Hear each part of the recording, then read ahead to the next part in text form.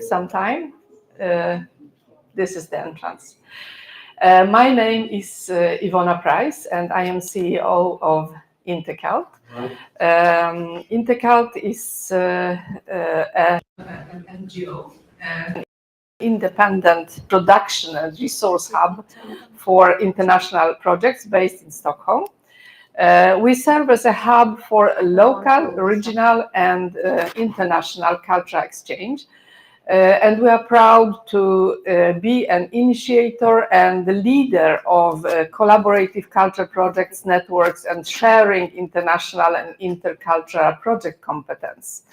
What I have here with me are some slides from our work, which will be just in the loop behind me. And I am reading my speech. I am sorry for that.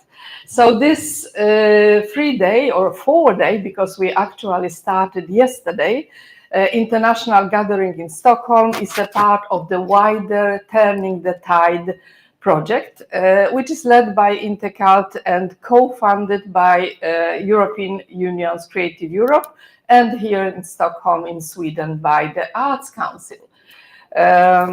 We are collaborating with Glasgow, Gdańsk, Vienna, and Evia, which were the places for the labs, for the urban labs, the format which is actually well known in the research environment, but not that well known in the cultural studies or cultural environment. We are joined today by cultural workers, artists, urban planners, researchers, policymakers, and activists.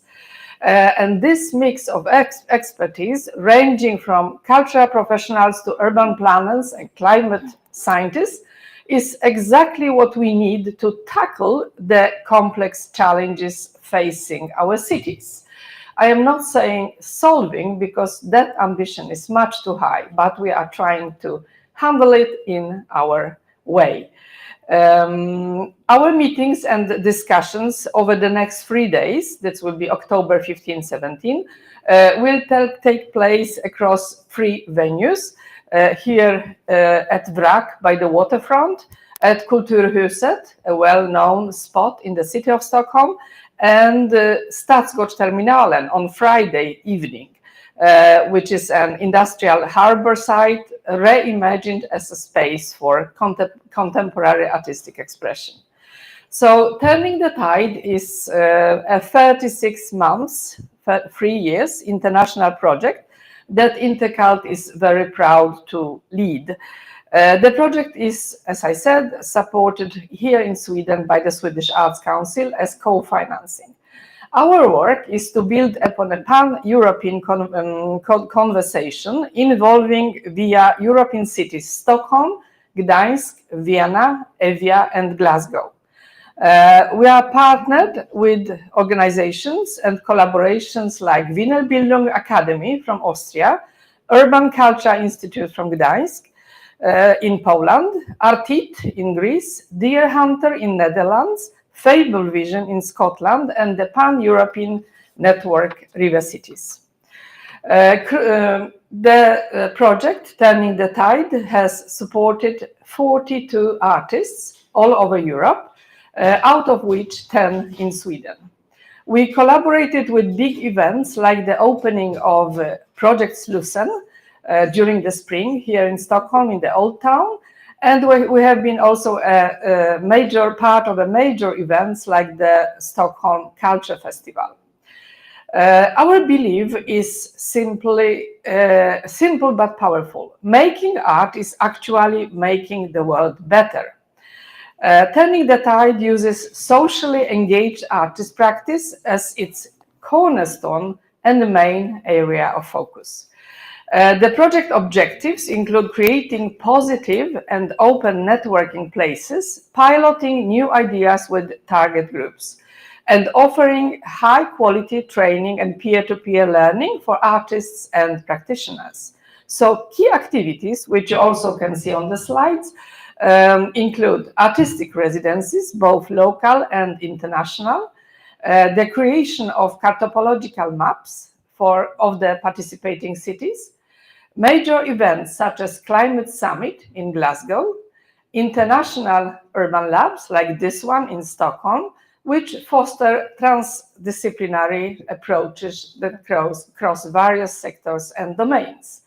In these labs, artists work to expose the distinct DNA of a location, including its culture, heritage, myths, and built environment as a rich resource for building the future.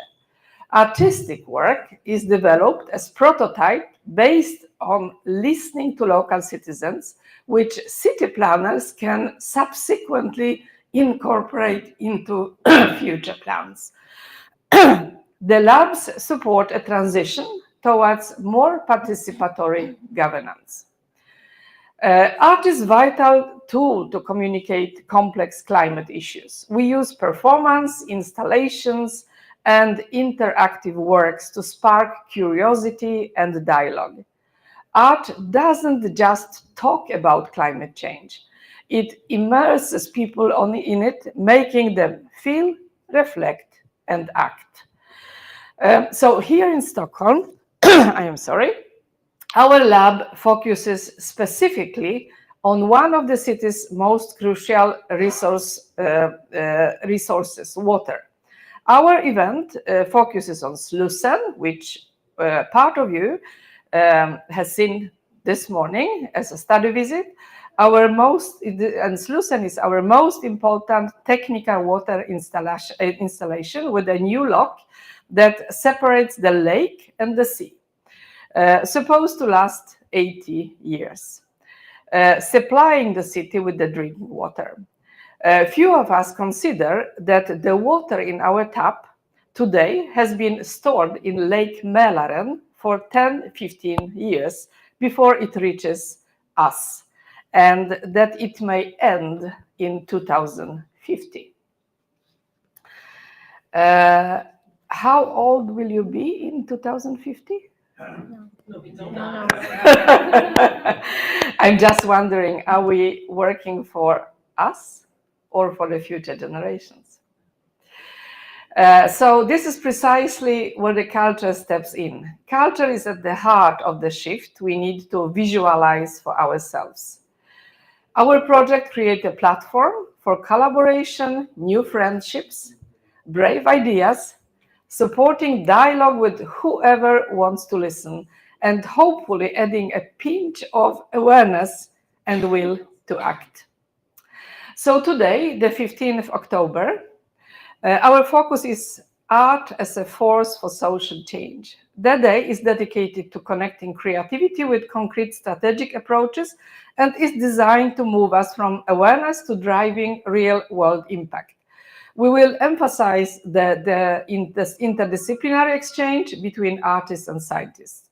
We begin with the crucial dialogue between urban planning, cultural planning, and water management with Johannes Tovat from Sweden, Astrid Rompold from Vienna, and Lia Gilardi from United Kingdom.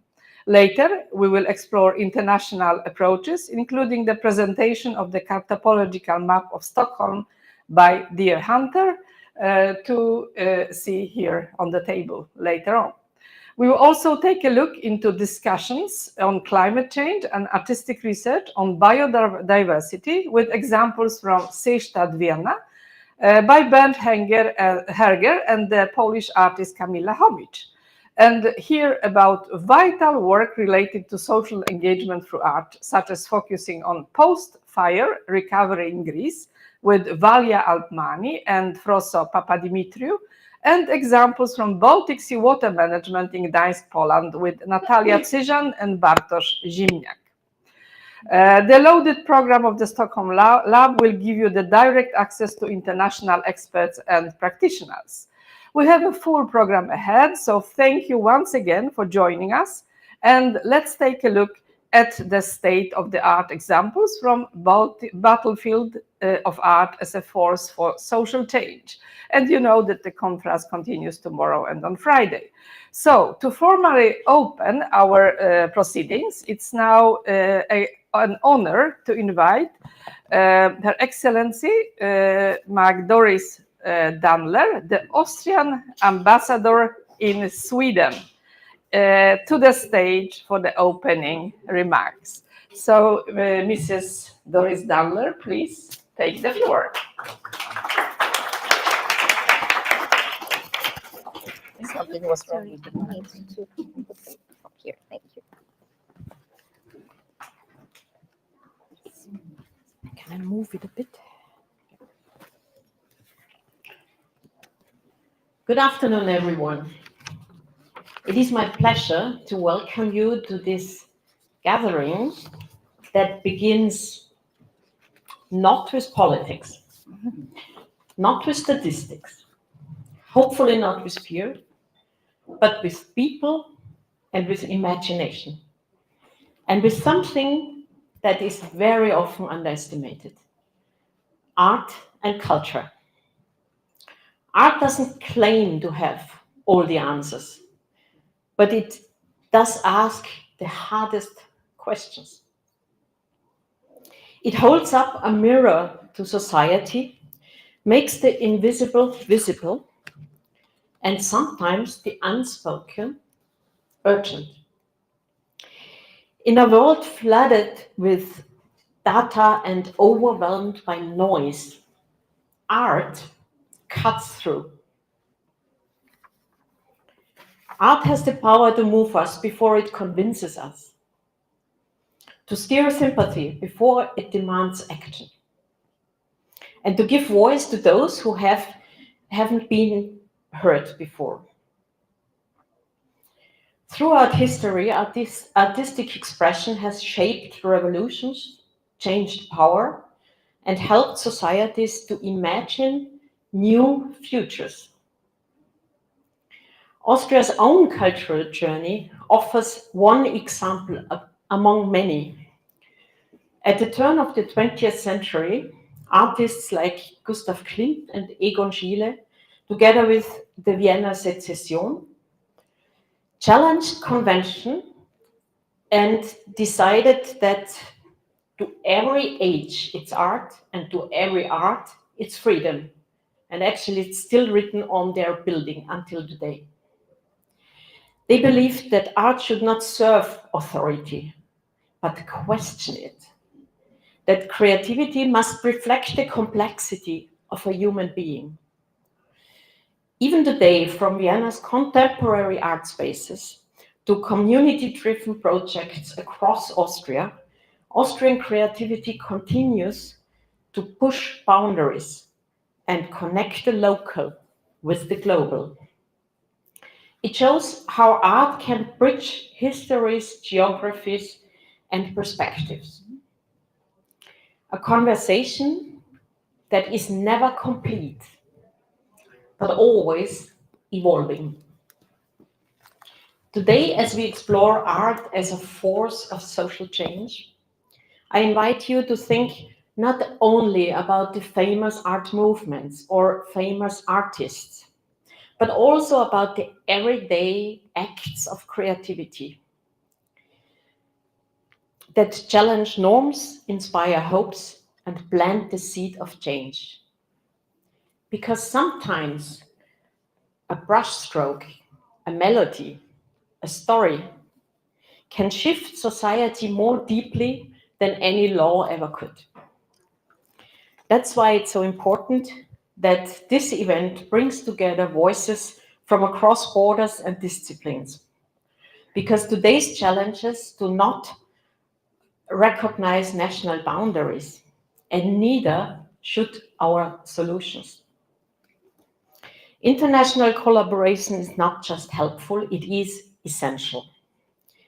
Over the next few days, you will encounter installations, performances, discussions, and ideas that challenge, hopefully unsettle and inspire.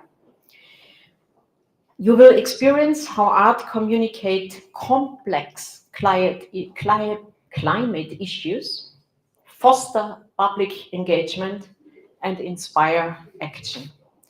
You will hear from artists, from scientists, urban planners, citizens.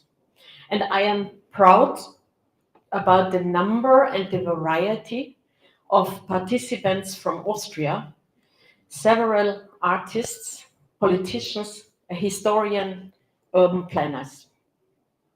Each of them offering one piece of the puzzle.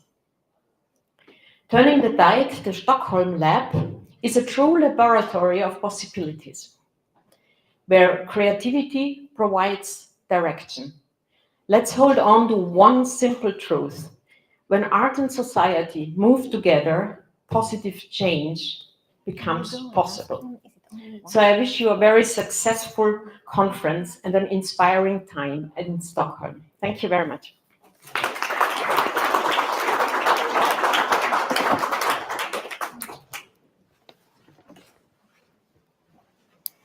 Thank you so much. It was an honor to have you here. Hello, everyone. From my side, I'm Elisabeth Papageorgiou. I'm International Coordinator and Curator at Intercult, and I will be hosting the rest of the event.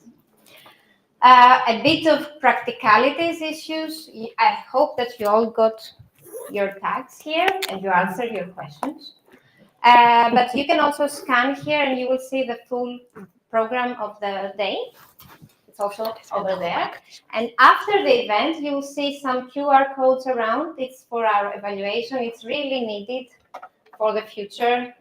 So please take like 1 minute to give us your reflections on the day. So let's continue with the program. And next, we have a dialogue between urban planning, cultural planning, and water management. We are expecting here and welcoming Johannes Tovat, architect and urban planner, Leah Gilardi, urban strategist and cultural planner from the United Kingdom, and Astrid Rompold, member of Vienna City Council and Vienna State Parliament, head of communications department of Wiener Wasser. Thank you so much.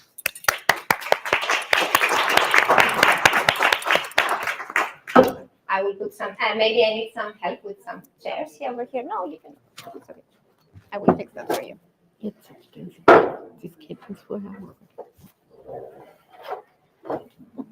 Thank you. That's not so polite that you do this yourself. Johannes, this is your microphone.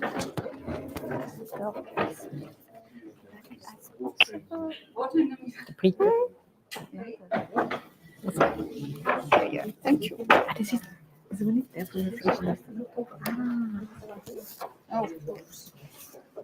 Maybe you can sit a little bit on the back. Yeah, but maybe it's better because for us easier to see. Like that? Yes, perfect.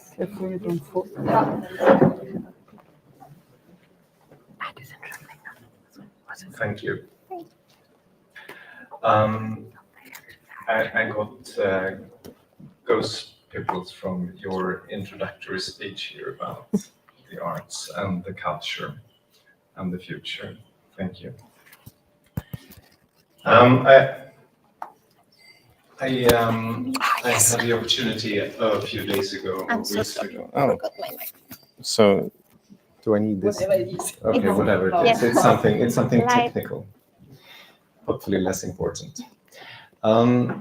I had the opportunity a few days ago to travel in Ukraine for about a week to meet people mainly and to attend a conference about urban planning, rebuilding, water and the arts, one could say. And what was so interesting to experience is the change of culture, if I make it a little bit less complicated. The way people moved on the streets, the way, sort of the social culture in terms of how people collaborate in space. And also in the pure talking, that it's about cut the crap, let's talk about important things. And how the everyday life is also changing rapidly and dramatically.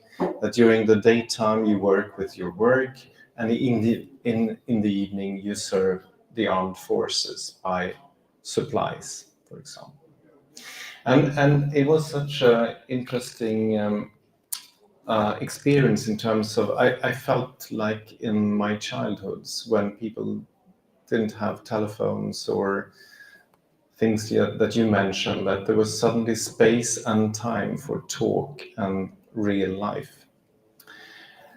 And what does it say about what we are going to talk about? God knows. But I was thinking about the very pure essence of the human being, in a sense, or the human culture. It appears in the last 50,000 years that we want to be part of something. We are together. It's a sort of a one basic things, and we want to express ourselves, sing or dance or be part of this group, but express in this group. And we want to eat and drink, or hunt and dig, maybe. But and in a sense, I think that could represent our three topics today. The being together is maybe in the arts, the eat and drink, maybe that's the water, and maybe whatever urban planning is, I don't know. So anyway, I would like to introduce here, and I'm going to read. Leah, an internationally renowned expert in cultural planning and urban development. So far, correct. Leah is the founder of Noema, a consultancy that specializes in helping cities and communities harness their cultural assets for sustainable growth and revitalization.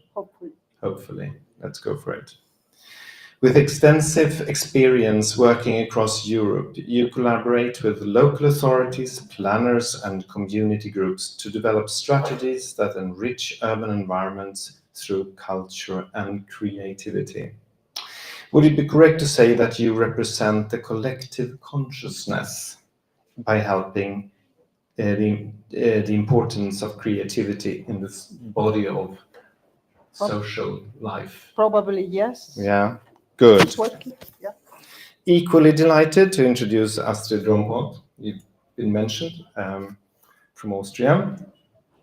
A leading expert in water management and sustainable urban development, looking at you.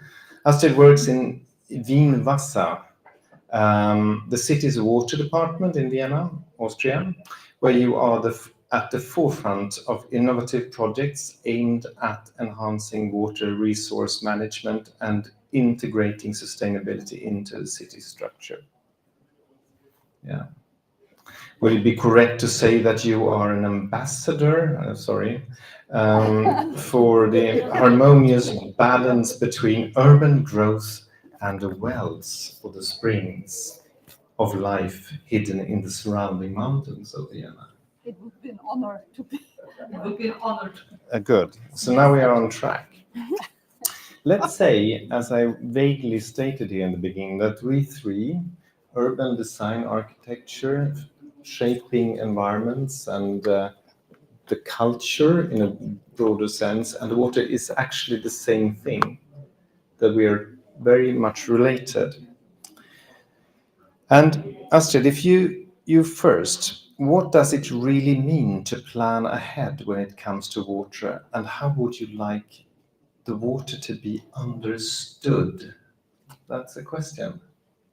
Thank you. Thank you. Thank you for having me on this wonderful building, very interesting water-closed building.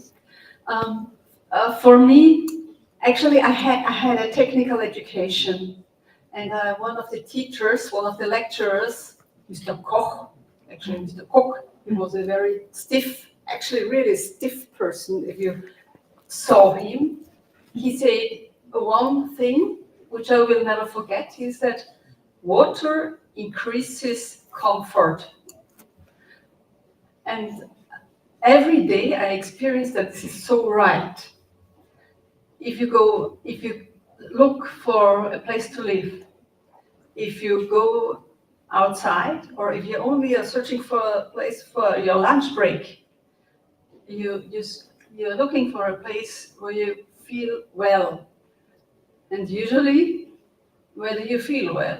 You feel well in places with two elements, places with water and places with greenery. So actually it could be so easy to make us feel comfortable in our flat, in our houses, in our cities, in our working places. We need water and we need greenery, plants, flowers. And on the other side, if you change the perspective, if there is greenery, there will come insects, there will come butterflies, there will come birds, there will come other animals, other creatures. Why? Because they also feel comfortable. So where there is water, where there is greenery, there will be life. And this is what makes a good quality of life. Again, I must say, it could be so easy. So if this kind of thinking goes ahead when we start to plan, I think we have done a lot of basic work.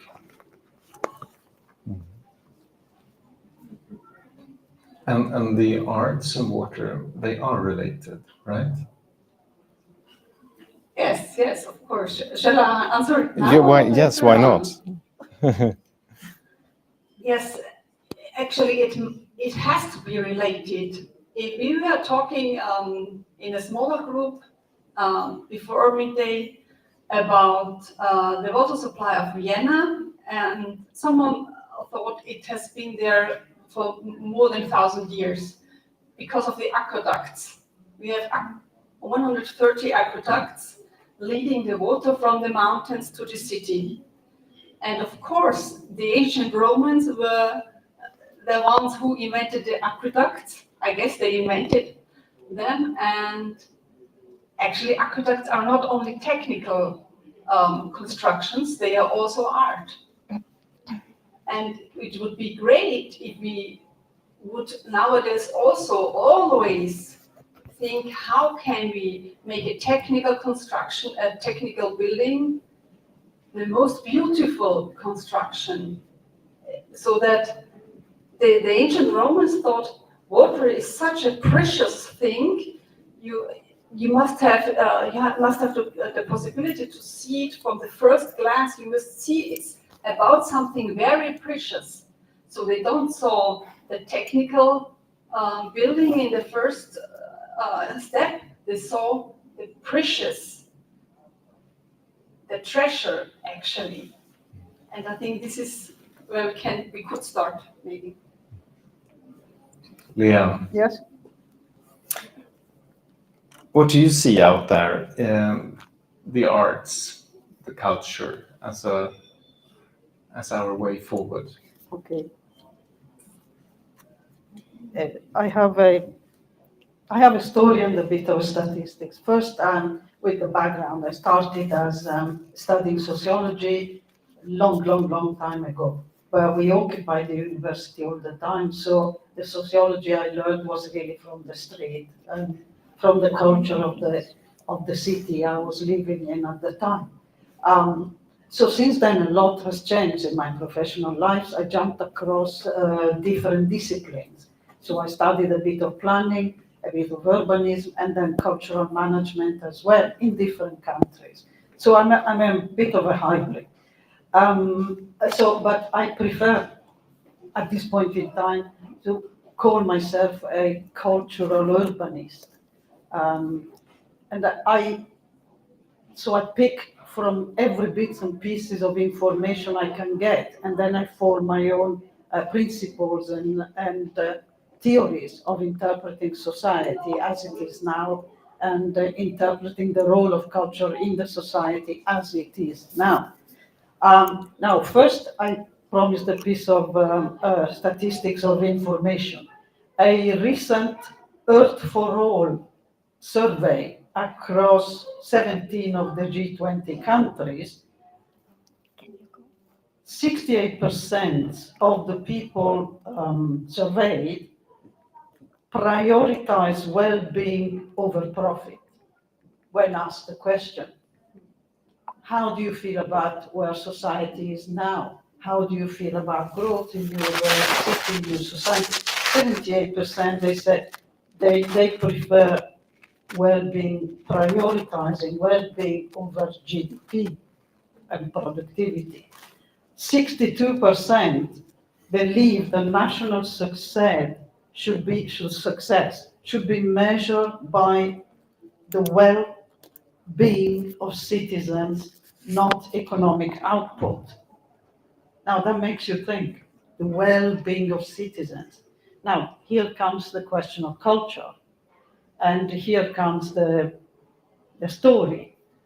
When I was growing up in a small town in Italy, in the north of Italy, I was about 14 years, and I was going from middle school to higher school.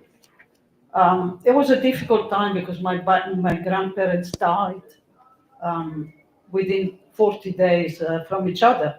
So I was like grieving, but I didn't know I was grieving. So what I did, so my way of understanding that, it was to pick up books. It was to go to the local library, and I dropped down from school. It's very emotional. So for 6 months, I read fiction, day after day after day. Now, it's culture. Where is culture in that? Culture is everywhere in that. Fiction, for example, reading, helps us to enter and live the life of a character while at the same time coming to terms with your relationship with the world. Now, that process of reading and growing through the kind of fictional characters and you interpreting your relationships and taking different paths according different than the characters you have seen. That is what culture does. Culture mediates, helps you to grow, opens up vistas, opens up your heart, your emotions. You learn to cope, you learn to, you open up your imagination to different scenarios for your life. So culture then, in my view, should be everywhere, and culture is foundational to the society we're living now, more than ever before, because we live in a society that is broken, and we talked yesterday about the reasons, etc. But a society that needs healing. In all the world, land grabbing, all the problems we have, we don't go over that. So we need culture as that ground to solidify our citizenship, our commonality as human beings, in a way. And then dialogue will come, and then buildings will come, and then planning will come, and so on. And was I too long? Thank you, probably, but that's very nice. I was belong. nearly crying. Is someone keeping an eye on the watch so we don't? 10 minutes to go. Thank you. Yeah, you gave your perspective. I'll do mine very short. I'm, as I said, an urban planner and an architect, and I've had the unique opportunity to work in Vienna. I'm a Swede, but 20 some odd years ago, I won a huge international competition. Architects often compete with one another, and that was the old airport not the airport, airfield rather, in to the east, to the poorer side of Vienna, northeast. And since then, I'm working every bloody day with that project.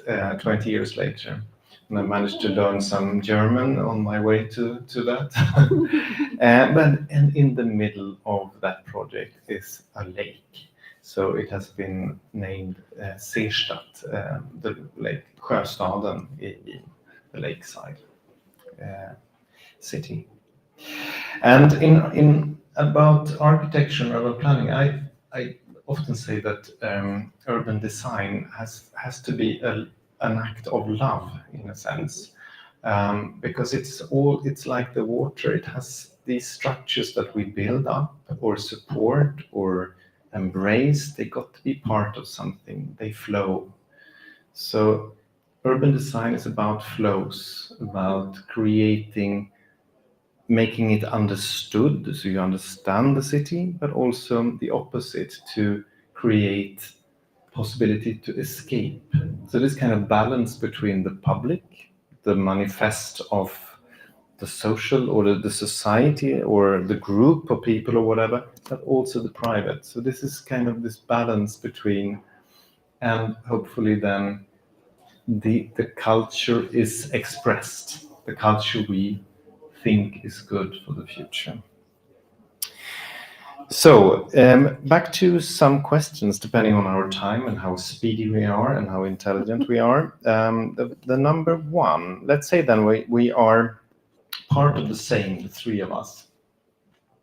We work with social resources, the environmental resources, and the emotional, non-material resources. What does it take to increase the collaborative methods between our respective professions in general and maybe short? What do you think? Yeah, would you like to start? Okay. I think it takes, first of all, an acknowledgement that we are in a crisis and that we need to collaborate and cooperate. So the word is collaboration, cooperation. The second element is interdisciplinarity. So we need to, each of us, need to abandon the straitjacket of whatever profession we've been sent by our parents, grandparents, or dynasties, or families, or whatever. Understand that we are living in a world that needs all of us, all of our qualities, interests, and knowledge pulled together in order to contribute to changing the questions we are asking about society and growth. So the questions we are going to ask is, how can we live better together, and how we as professionals can we enable that change? Perfect. And you? Yeah. Do you want to have the question again? No, it's okay. I think I can continue where you not really stopped, but Yeah. gave me the microphone. Actually, it's exactly that. I think the easiest way to do it is to have a citizen participation, because very often in the beginning there are people who are saying, for example, we are planning some urban area, but we don't have enough money, or we are planning some urban area, but it's very important that, I don't know, pedestrians have a good space to go, to have where is the road and where can the bicycle lane go through. But there are so many perspectives. To give a practical example, we were planning the Praterstraße in Wien, actually a boulevard, and alley, very beautiful, but actually the road was quite broken, and it took us, I think, 4 years to ask people who were living there, to ask people who had their shops, their stores there, to ask everyone, what is important to you? And this went into the planning of this big boulevard, and it's great what they made out of this, because we have so many hundreds of perspectives actually, and it's not difficult to do it, to get their opinions inside the planning. That helps a lot. I think this is one step, to have even the cultural perspective automatically inside the planning, and holistic approach for this planning of these urban areas. Very nice. I go straight into question 2 and introduce it a little bit. Many years ago, I got to know a German artist, landscape architect, water expert, and urban planner. His name is Herbert Dreiseitel. And he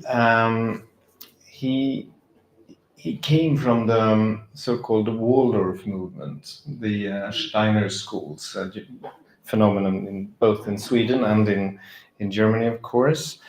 And he always, I looked up to him a lot, and he always talked about water and the arts and the culture he always stressed a holistic approach, which in a sense it's simplifying things. You can say you see it as a big connected issue. And he also talked about integrated design. And that was many, many years ago. And he really meant something about integrated design, that design is taking all these things into account. You plan for much bigger vision than just a detail. And he had, of course, the ability to express and illustrate his thoughts and ideas and collaboration with the broader community. And I often think about him. 3 minutes to go. We are getting close. We are having fun in here in the front. I've always been wondering, have we lost our ability to see and work with the right things in our respective professions, so that this kind of holistic approach is embarrassing or not relevant? Have we been so obsessed by the measurables that we are no longer the human being we were born to be? So, This is my hobby horse, so I try to stay as substantial. Yes, clearly we have adopted the kind of metrics of measuring success or failure of projects or anything according to metrics which are dictated by the markets and by commercial concerns. So I think that's one of the problems. The other problem is that I don't think we have worked holistically until now. I think I can see a lot of silos when I work with municipality across Europe, but outside Europe as well.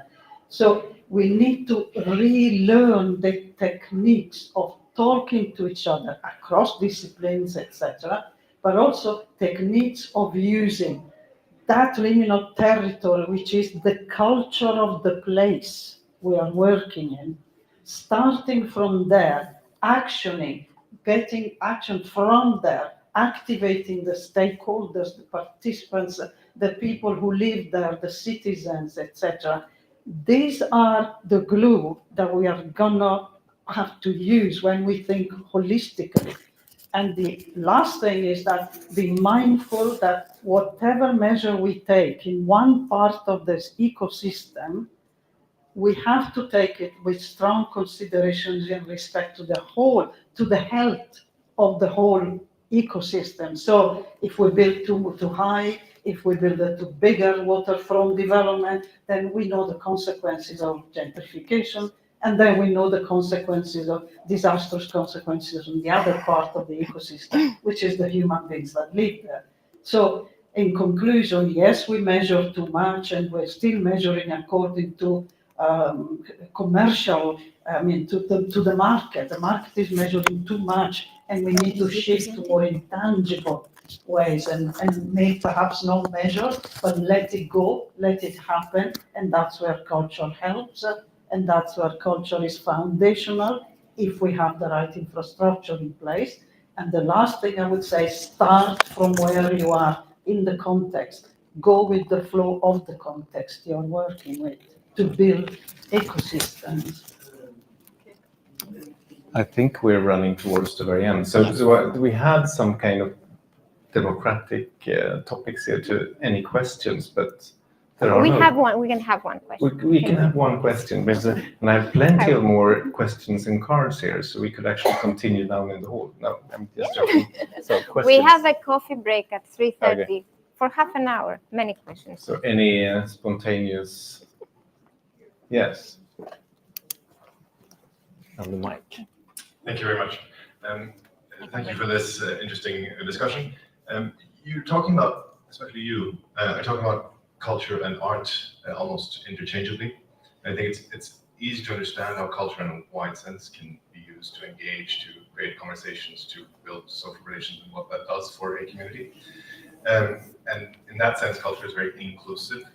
Whereas art, I think, is often considered quite the opposite, exclusive. And I was just wondering if you would reflect on this a little bit, if you have anything to say about it. We can make it super short, I think, because we had exactly this conversation behind the curtains here 5 minutes before on stage here. And so we agreed that we talk about culture, and less about the arts. So it's a long discussion, of course. So let's save it. But it's a super about what Lea, what you ended up so nicely with is the issue of simplicity in terms of the holistic view. And then it's very important to find the words. What are we talking about? Human expression or something that could be perceived as excluding. Any last word then? Okay, so famous last words takeaway. about inclusiveness, for example. When the Vienna water supply went 150 years old, 2 years ago,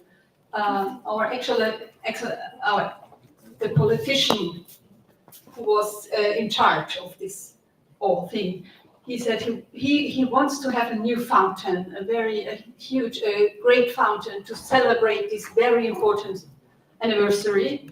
And there is an international, very famous group, Gelatin, maybe you know them. They are a bit crazy, thinking very out of the box. They invented a fountain consisted of, I think, about 40 creatures, man-like creatures, but really ugly creatures, part of them. And they were sitting in a circle, and through the circle they made a basin where the water is stored actually. And people said, oh my God, it's so ugly, how can you spend 2 million euros on this fountain? And I was thinking like, okay, it's really difficult to sell this like for public relations. But then they built the fountain, and when they opened it, there was a school class passing by, and they wanted to go to school to the left, but then they saw the fountain. And the children, they were between, 6 and 10 years old. They went there, and they were touching the figures and climbing on it and touching the water and enjoying it, and they were just curious. And for me, this is so really low level, attracting children with arts on the one side, with the water on the other side. For me, since this moment, for me, I had a total acceptance for myself for this fountain. I thought this was very, very great. And one sentence to what you said, to this holistic approach. A very beautiful example was, I think, Jenny's project in the Seestadt, because she has planned something different to do there. And then she went there and she saw everything's new, something old is missing. And then she brought this old boat. And this is, I think, also what you meant. Yeah. You have to be here on site. You cannot plan just from the sketch, from the skizze. You have to be there, talk to the people, and feel the context, and then start. Well, can I say something about the arts? Because I think it's fundamental. Yes. I know. One word. I stand up and go. But so I think your question is fundamental, because we talk about arts and culture, but without funding for the arts, without supporting the writers that wrote those stories that inspired and helped me, etc., we wouldn't be here. So the arts are the foundations of the building of our society now, and the culture comes as an exchange based on the practice, on the engagement in the arts and the production of artworks, etc. So I think that's my view. So just to say, we still need to go back and think about funding for the arts and society really building arts rights, almost like a right for the individuals to live. So it's foundational to a society, harmonious society. Thank you. Thank you. Thank you so much. And of course, this dialogue could be for hours. And now I will take the opportunity to tell you that we have a short break at 2:35, and we have a longer break, a coffee break, at 3:30, and then we can continue with that. So next up, a session combining cartology and cartopology. We have here our dear hunter or dear friends and partners, Marlies Vermulder and Remy Cruiser. I'm trying here. Welcome, and the floor is yours. Thank you.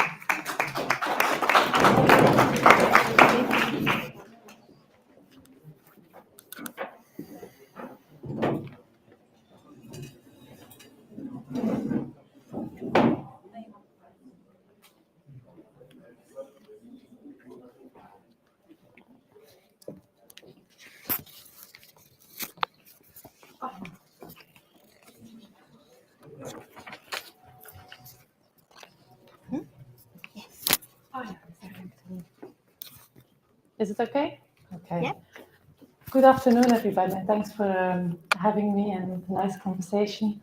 That definitely has to continue in the break, I think. Yeah, this is the fourth map we make for the project Turning the Tide. But before I go into who we are and what we have done, I would like to talk about this teeny tiny stone. It is, put this on, yes. It has three colors. It is black, it is brown, reddish, and it is somehow white and transparent. And I can pass it on. It's based of three minerals. Each color is one mineral. And that's all I know about that teeny tiny stone. I'm not a geologist, I'm not an archaeologist, I don't know anything about it actually. The only thing I know is that Sweden is full of it. It is some sort of granite on which all the art, all the culture, our whole foundation of the Swedish society is built upon. And yet we don't really look at that teeny tiny stone. We seem to forget it. It's so taken for granted, that little stone. And we have found it everywhere. We have found it, let me have a look, when we were camping on our way here in Hemstraat. Sorry for my pronunciation, I've tried, but 6 weeks is not long enough. Also here in the city center, where we had a great coffee at the social church of Stockholm, Stadsmuseum, yeah, whatever that place. Very good coffee, very beautiful square. Where even when it's super windy, people play jeu de boule. But also here, on this place, we could find it. On our way to Grinda, we could find it. Is it going? Okay, here in Vaxholm, another island in front of Stockholm. We could also find it in Södermalm, and if you're laughing now, wait and see this one. We could also find it here. That is when we arrived. We just were recovering from our own festival we organized, and we still needed to catch up a little bit on sleep. But also on that place, we could find stones like the little one that I just gave. Also here, we could find them. And here, of course, as well, everywhere we could find that little stone. Also over here, close to the sea, I can say there. And lastly, here in this cute little dog park, we could find it too. So we have been traveling for 6 weeks around Sweden. No, that's not true. We have been traveling around in the south of Sweden. That is what I should say. We haven't been higher up than Uppsala, unfortunately, which is only actually a teeny tiny bit of the beautiful country. And we come from the Netherlands, so this is again, it's the last picture of us, I promise, where we are at our... I can help you, so you have some space. It's okay, don't worry, it's fine, I think I'll fit. This is us on top of our mountain hut, which is called Mountain Hut Halfway. And it's halfway, don't laugh, we take it very seriously, the highest mountain of the Netherlands. It's at 339 meters and a half, and we're halfway, more or less. And we take mountains and how you look at mountains super serious.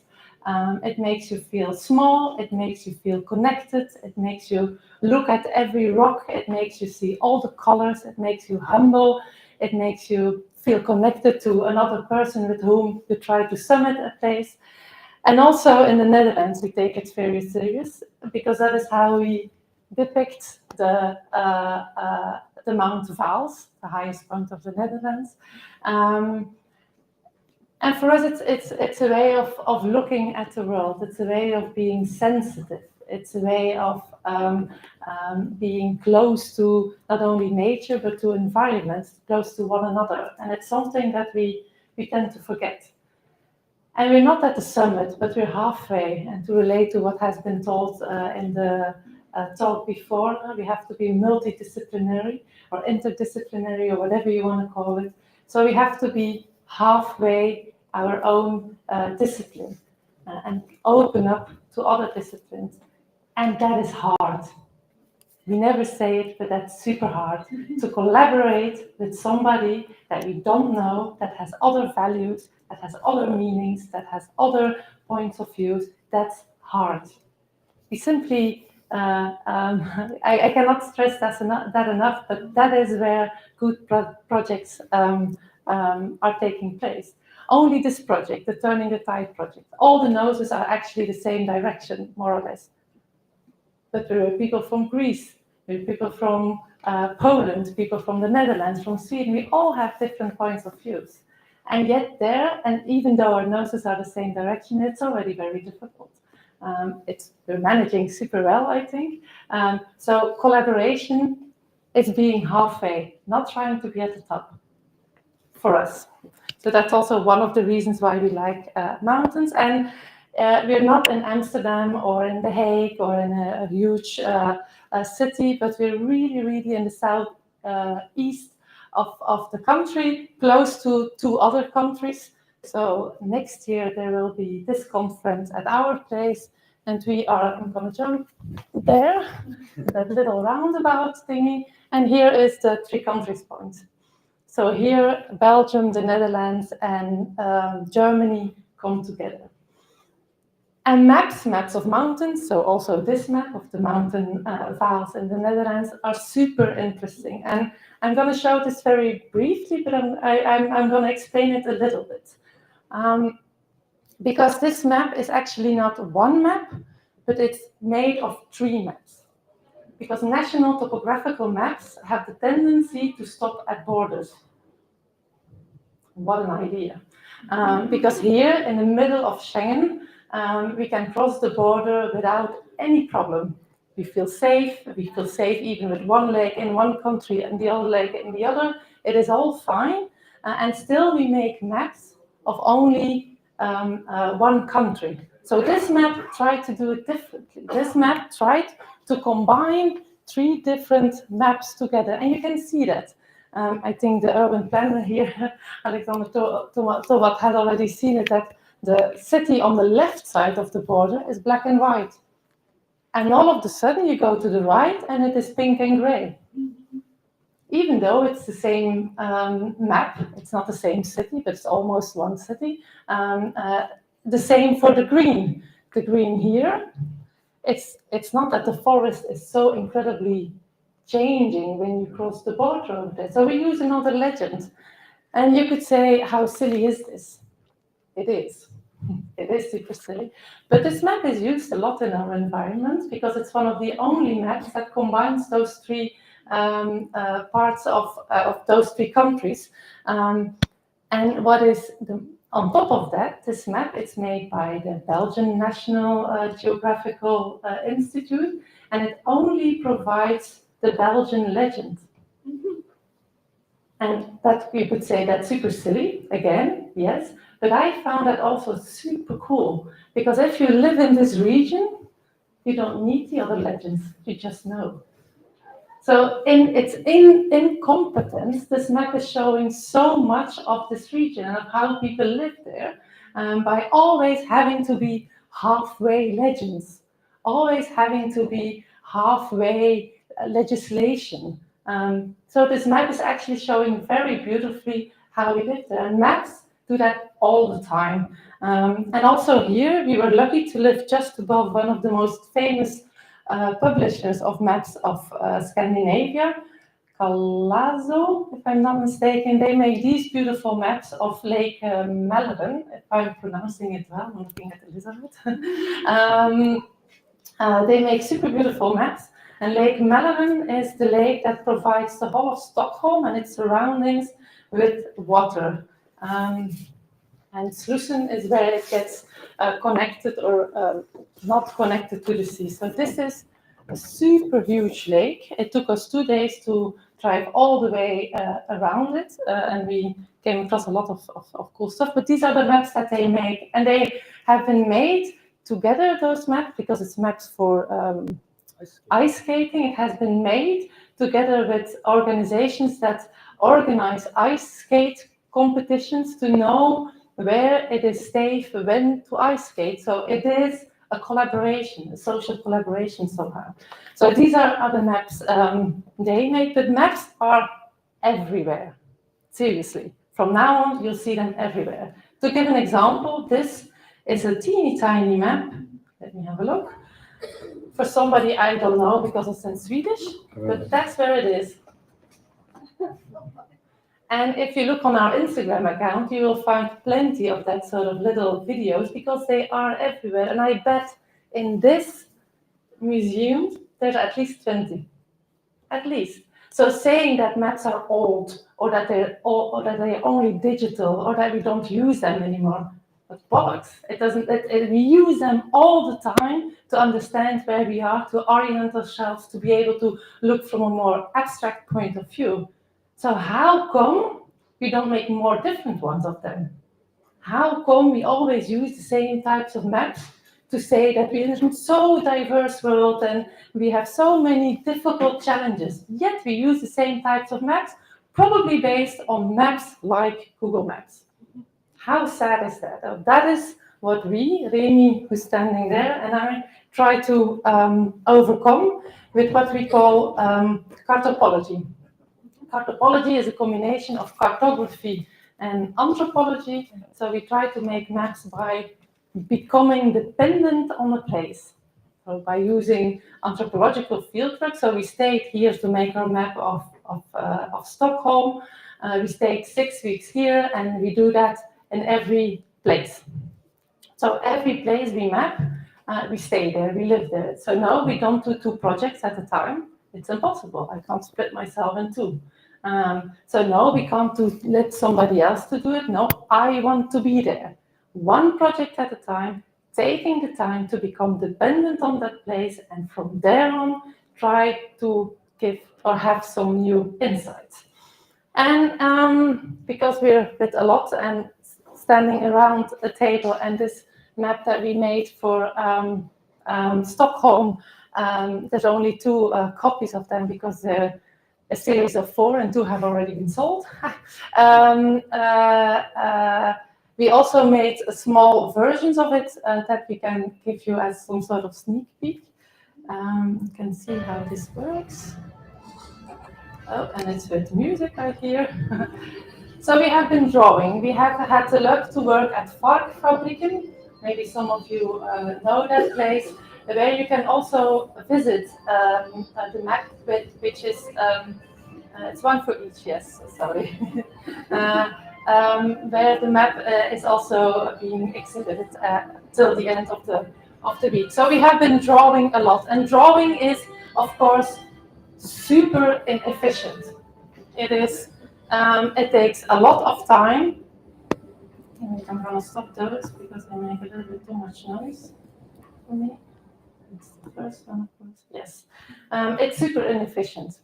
It takes a lot of time just putting dots. Like a whole afternoon putting dots. I bet some of you would say, I would love to have a whole afternoon to just put dots. How cool would that be? I would just say, take that time. I mean, the world will keep on spinning. Nothing will actually change. The only thing that will change is you having the time to think about things and to think what those dots actually represent. And do I really do justice with those dots to what I actually want them to represent when other people will read my map? Will look at it. Will I say the right things? Will I say the right stories? So I'm lucky. Yes, I can put those dots, but everybody can. So this is the final map that we made for Stockholm. It's also here. I think it will stay here the whole afternoon. If you want to have a closer look at the other moment just in the break, come to us and we can have a chat. We also have the map of Vienna, so the very beautiful pipeline Astrid was talking about. We have it here on the map, and we also have the map of Greece with us, which still smells to beeswax or soy wax, actually. So we can have a look at them later. But this is the map of Stockholm, and it is, for us again, a very special one. So it's one that you can fold open. So maybe we can, Hannah, could I ask you to hold it, please? Or you? Yeah, Astrid, you can do it too. So it starts like this. You can just leave it like this for a minute. So it's, together. Yeah. So this is the starting point, and then it depicts, and I'll talk about that later, but I'll show it now here. It shows really, it was impossible to draw Stockholm, actually, because you cannot draw Stockholm without drawing the north of the country either. And it cannot draw Stockholm without its stones that have been so beautifully carved in by the Ice Age. So we didn't stop at Stockholm, and we actually started from the south all the way to the north to Kebnekaise. Am I saying that well? Kiruna is on it, and then all the way to Stockholm, somewhere over here, and then more towards south, even over there. And then you can fold it open. And then, that's exactly the action that I want. And there you see the whole beautiful lake Mälaren. You see the city here. You have the beautiful church of Kiruna over there. You have the ski resort Åre. You have the critical metals over here. And you have the most beautiful stone of Sweden here in the middle. You can just put it down. I'll talk about it again. Thank you so much, Astrid.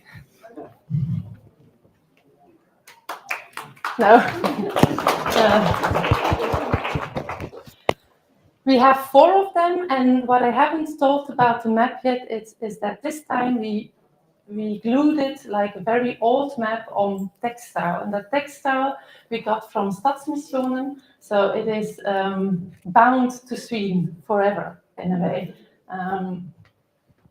And also because we wanted to do honor to Britta Marakatlaba, sorry for my pronunciation again, because what's actually on it, on the map, where does it come from? And I have a couple of things that I want to explain.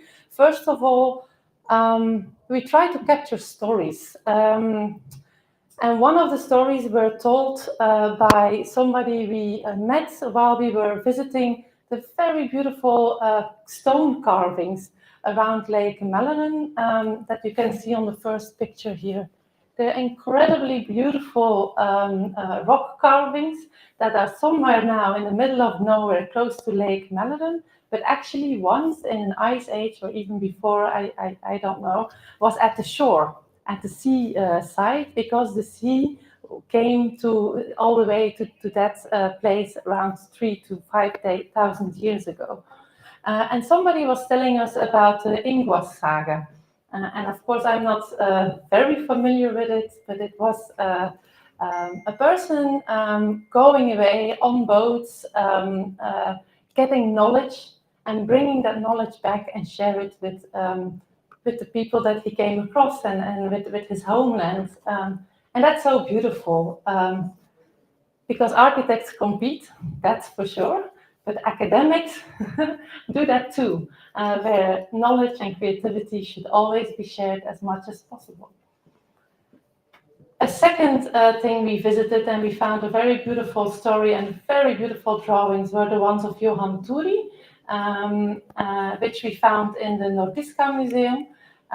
He made very beautiful drawings of the Sami culture, being a Sami himself, which I also refer to in the drawing here. Maybe some of you have on the example little deers on it, and they are referring to that drawing. But also we went to the Moderniska, the Moderna Museet, something like that, where we could see the work of Britta, and I will keep it to her first name,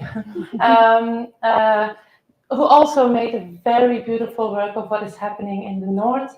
I mean, if you haven't visited it and you stay till Friday evening, it's even for free. So just go there and have a look on how beautiful she is showing the incredible mining that takes place in the north and what that does with the environment over there. But more about that later. And that is what you can find on the maps, on that area of the map. What if stories are not just tales of the past, but maps that help us navigate the future? And I think that's super important that we think about the past of centuries ago, but also the past as yesterday, and what that all can help us to think about the future as well. A second thing I wanted to add, and I'm looking at the time, I have to stop almost. I'm going to go quickly. Is when we were traveling or being in Stockholm, we took a lot of public transport, of course, because it's super well organized here. And this is one of the advertisements that we would see everywhere. It's like a stone, a rare material, I would say. And then above it, I don't know if this is also saying that, but one of the advertisements would say, we are all responsible for the mining somehow because we all carry a piece of rare metal in our phone or in our laptop or in our, maybe even in my watch, I don't know. We need them for our technology. And in 2023, if I'm not mistaken, here in Sweden, they found a huge mining area where they could have all those rare metals. So Sweden is safe when we think about climate change, because those rare metals are, for example, also in wind turbines and so on. And while I was looking at that advertisements, I was feeling very strange. Am I now also part of that bad mining industry? What could I do? Do I really need a phone? And what if we would all throw them away? Now I was thinking about that. And we were driving towards another opening. It was super packed with people. We had to wait for an opening. Now, we live in the mountains somehow, but for us it was very new to have to wait to enter for an opening. And we went to the famous photographer Lars Sternbjörk, who made very beautiful photos of Sweden between the 50s and the 90s, let's say, and how the whole society transformed actually from being very local into something that, at least this photo is showing, very consumerism, at least for me. And I found it very sad, incredibly sad, actually, those pictures. I saw people, enormous amounts of people in that opening, consuming photos about consumerism. And the saturation of those pictures is 110%. I mean, there's not one pixel that could be more colored than, if you see them in reality, it's much better than here. And those two combined made for us like, whoa, what is actually happening here? And I'm also part of the mining industry, and I go watch pictures that I found super beautiful about people buying stuff in plastic bags. So I was a bit confused, or we were a bit confused over there. And also, we started to feel also after going to the Nordiska Museum and so on about the indigenous, I'll stop. But they took longer too. It's so bad. Yeah, It's so bad. so I'll take longer too, but I'm almost done. about the indigenous people, and that they're not only they need to be part and ask what they want, it's what they know, what is so important.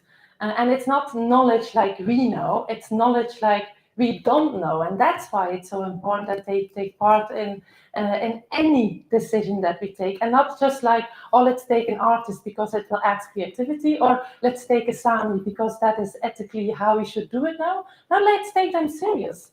Let's take everybody at the table even serious. And so moving a church will not do the job. It simply will not.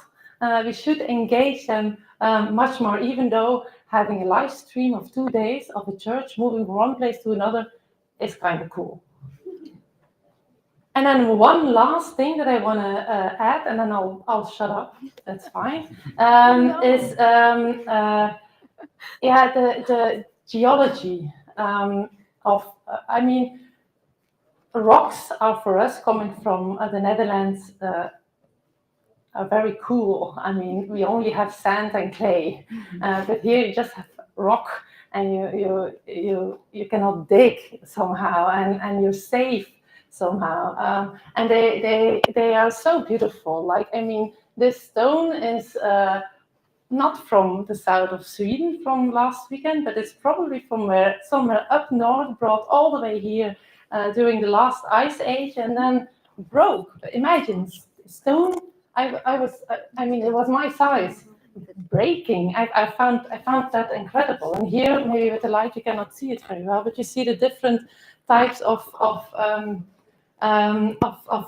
the different shapes and forms and types of stones. And I don't know anything about it, but what I do know is that I was a bit more fascinating about it than the Daily Suite, that was very fascinated about the critical material coming from the north, and that the fact that Stockholm is here and that we have Lake Malaren and that we have Slussen, which is still safe till 2050 for sure, is because we still have the post-glacial rebound, so that the earth or the stones are still somehow recovering from the ice age, which curved the land like it is now, which made that we could move in the land and so forth. So we should be much more like careful when we touch any stone in Sweden, because they're all so incredibly old and have all been taking part in Stockholm as we are today. I mean, just one small anecdote: when we go to the dog park,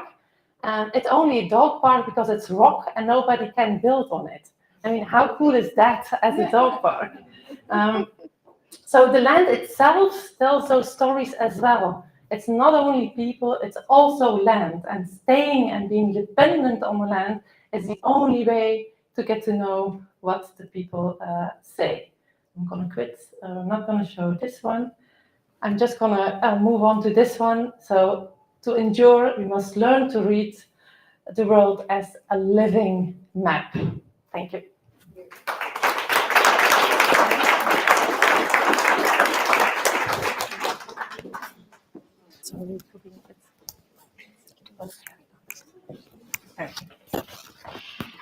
Okay, the map will stay here all day. Maris and Remy will stay here all day. So there's a lot of discussion that can happen afterwards. So now we turn to artistic research on biodiversity. We have with us Bernd Helger, program manager at VNS Bildungsakademie, together with the artist Camilla Schomit, but Bernd, you will introduce us to Camilla later. Yeah.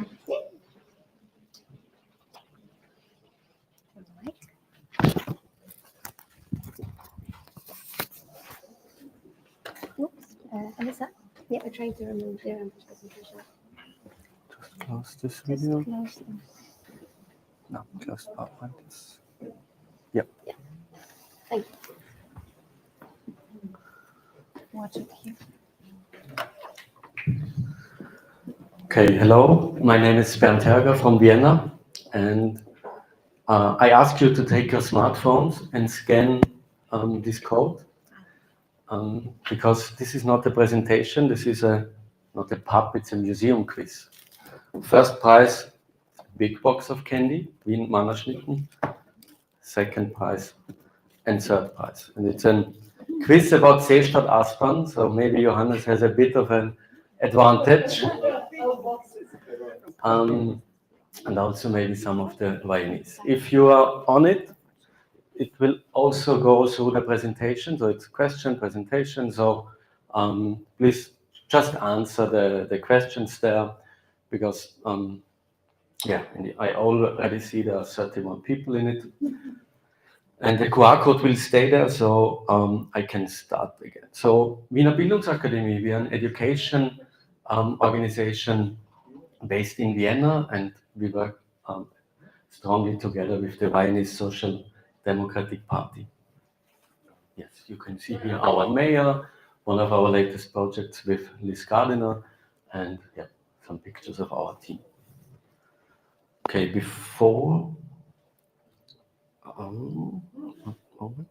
the first question is not a quiz, it's just that you get used to the app also. And I want to ask you what you know after these 2 years, and also the discussion from today. What comes into your mind when you think of Seestadt in Vienna?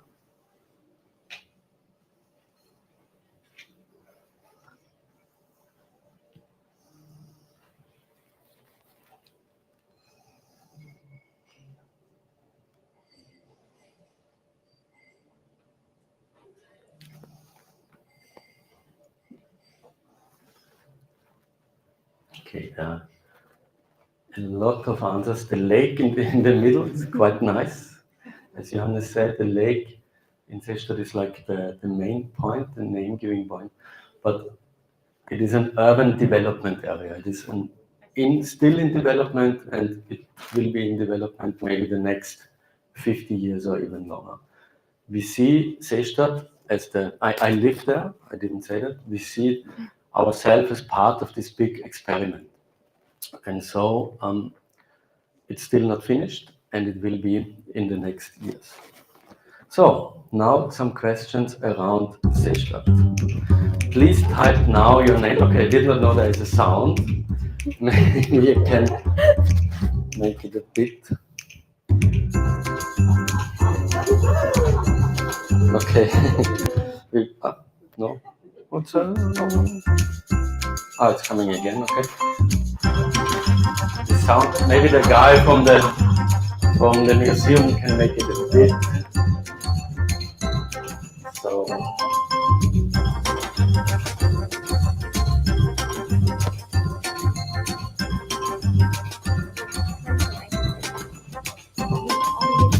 Maybe also some people on the live stream are joining.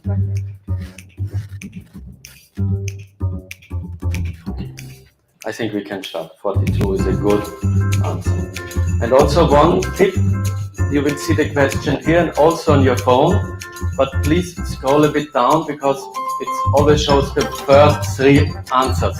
So sometimes it's 4, 5 or 6 answers. So, okay.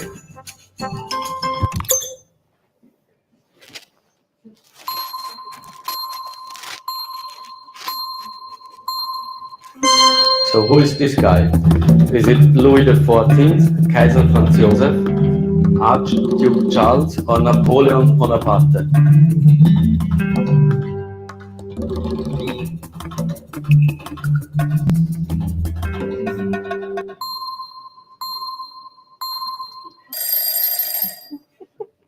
So the correct answer is Napoleon. Why do I ask you this? What's the relationship to Seestadt Aspern? Seestadt, in reality, it's called Seestadt Aspern, and Aspern it was a small town which is now a part of Vienna, but it was famous because it was the first battle Napoleon lost. So it's the Battle of Aspern, and so this is also an historical place in this context. And you see here, and everybody who runs knows this is a Strava map, and this is my heat map. And you see here, Seestadt Aspern is in the northeast of Vienna. So, next question. Our leaderboard.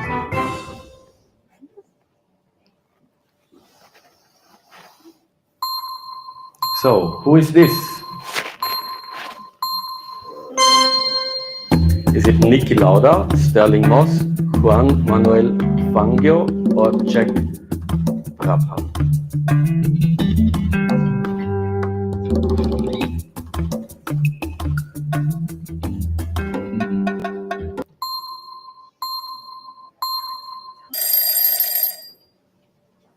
Yeah, it's Sterling Moss, not Niki Lauda. But why? Oh no. Okay. No. Sorry. Okay. Did we have this question? Okay, what is this? Next question, and then there is the answer. Why? So is it this, a weather radar antenna, a wind direction indicator at an airport, a radio tower? Is it an art installation, or is it just a model of an airplane?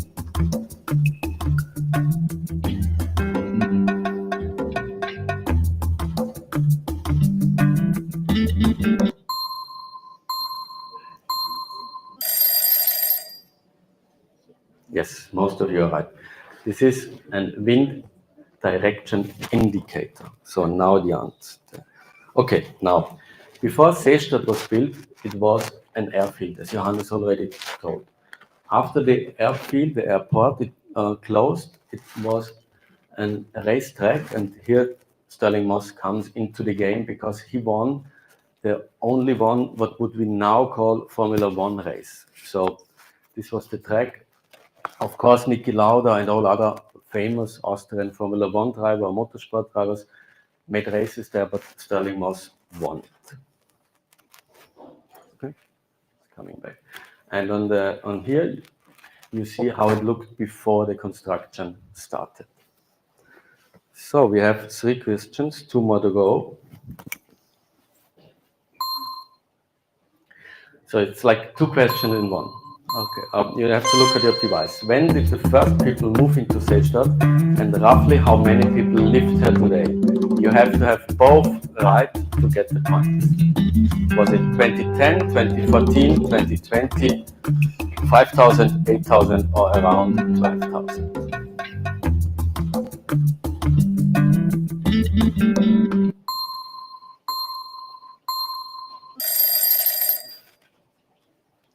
Okay, correct is in 2014, the first people moved in, and today 12,000 people are living there.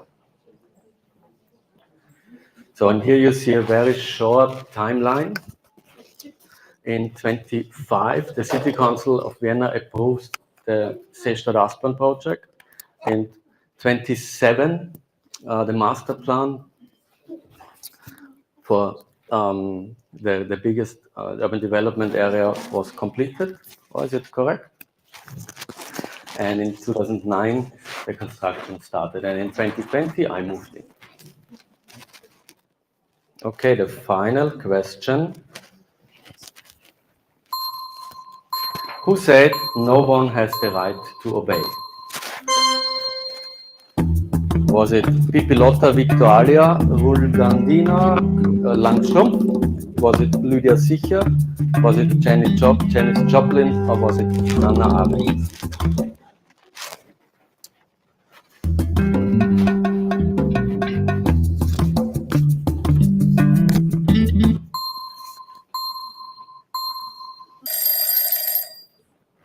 Okay, correct answer is Hannah Arendt. But why are all these ladies?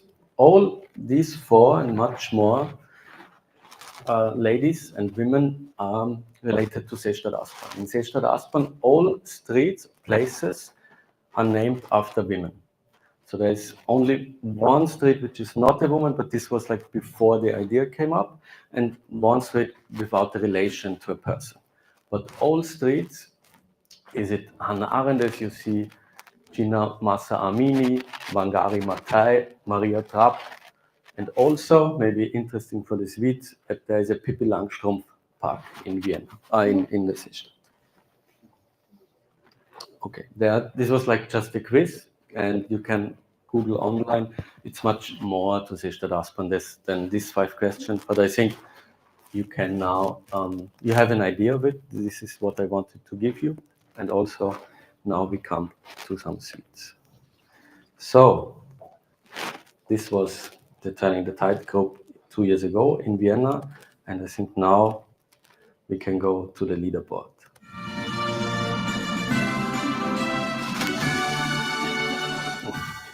It's a bit unfair when 3 Austrians are winning. So I think, FSG, I think is you, Michael, or who is FSG? Ah, sorry, then Northern Wine, Austrian. So, congratulations.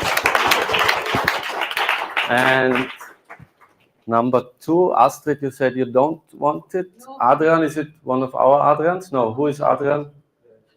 Okay, then who is Adam?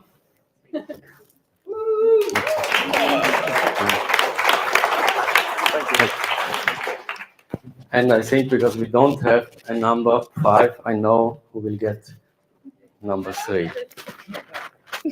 Because Malise told the last 3 days, tell me the questions, I want to win this. So this was a short overview on Seestadt Aspern. I hope you enjoyed it, and I hope you like the Mannerschnitt. And now we go to Camilla Homitz. She stayed for 4 weeks in Seestadt Aspern and made a short film on it, but you will introduce yourself.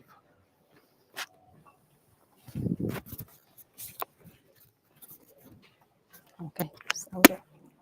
Okay, so I just, I was in Seestadt for 3 or 4 weeks, and my idea was to search the stories related with non-human residents of the city. So I was wondering how the space is actually good for living for the animals and the other organisms. And I made a video, I published this video online on Facebook, and it had quite a lot of views. And also many people from Seestadt later on write to me. There was also people from the organization that it's called Seestadt Grün. So the idea of this initiative is to bring more nature inside of the city.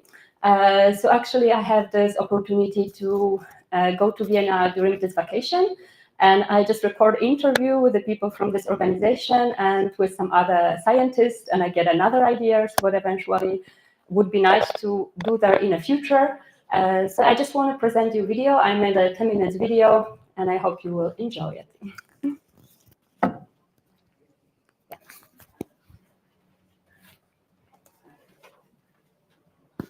Yeah, it works. 10 minutes. It's 10 minute video.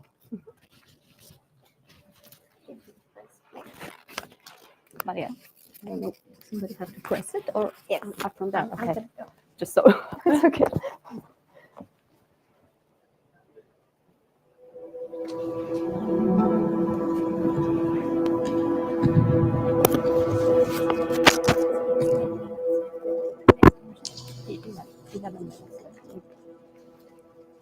So Seestadt Aspern is a new district in the edge of Vienna, designed as a model for how cities could grow in the future.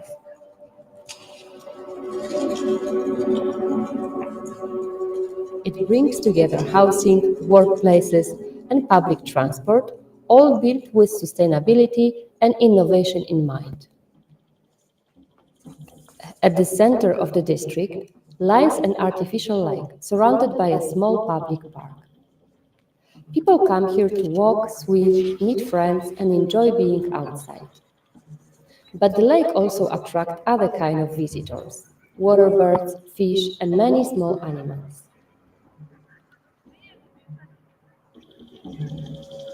Over time, I have been more interested in how cities can support biodiversity and what it means to create spaces for non-human life in a places designed for people. When I spent time in Seestadt, that question kept returning.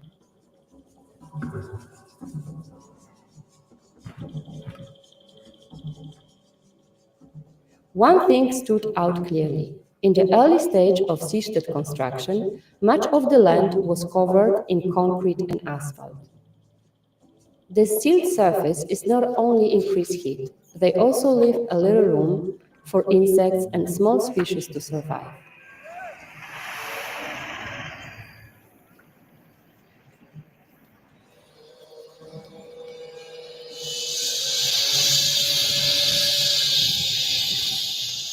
in the short video I shared voices and perspectives from Seestadt, including residents who respond to an earlier video I published online and scientists who study urban biodiversity. Hello, I'm Tobias Birch, and I'm a member of the initiative Seestadtgrün, initiative who wants to get more nature into Seestadt. We're standing here in the first part of Seestadt, the oldest one, and here we have a lot of areas which got sealed and are actually not used for anything specific. And we as inhabitants thought, hey, this is a problem. We have climate change, the summers are getting hotter and hotter, so we need more nature in Seestadt. So our idea was not to always lamenting about everything, but to get in action, and so we thought we can build some flower beds on some unused areas. Half of the area in Seestadt is green space. This is a really good number for such a densely populated area. But the problem is that this greenland lies maybe nearly around the center and not in the center. And here in the oldest part of Seestadt, there are a lot of plazas and streets which are nearly completely sealed with 99.5 or 0.7% of concrete or asphalt. We have an advantage here because there are near the asphalt, we also have some wassergebundene Decke, which is not so hard as asphalt. And we thought, okay, maybe we can remove this just with hard work and build some flower beds. The organization Seestadtgrün has already planted wildflower strip on about 400 square meters. But according to Tobias, in this part of Seestadt, there's potential for up to 8,000 square meters more. These plants need watering for the first 2 years, but after that, they grow on their own and only need to be cut once a year. Compared to other forms of urban greenery that require costly irrigation systems, this is simple, low-cost and long-lasting solution. It also helps protect native plant species and support the return of wild bees into the urban environment. Tobias notes that under growing pressure from residents, the city has also started removing concrete in some areas.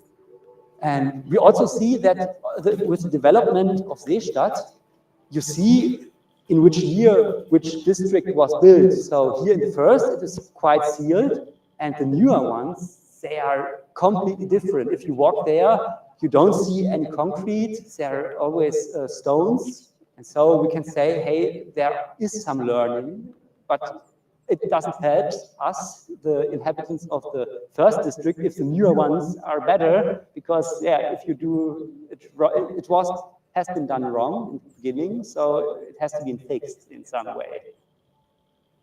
Community engagement in Seestadt is also visible in social gardens that can support insects and animal diversity. At one such a garden, I saw more than 10 different bee species in a single flower in just 30 minutes. Andy, who studies insect diversity inside and around the city, also highlighted the importance of the flowering plants within urban areas. Here in Seestadt, I am because of my work. We have this project where we do monitoring here in Seestadt. We are focusing on 3 different insect groups, which are the grasshoppers, butterflies, and I do wild bees with special focus on bumblebees. The idea of the monitoring is comparing what I found here in the city and in the Aspaner Terrassen. I already can say that biodiversity is higher in the Aspaner Terrassen because there are much more flowers, but here in the city they mow the lawn quite often, which is not so good for insects and especially for bumblebees. Dominika Zimmermann is entomologist and author of a book about insects based in Vienna. She tells me about the remarkable variety of wild bees found across the city, and she reminds me that this richness is also responsibility.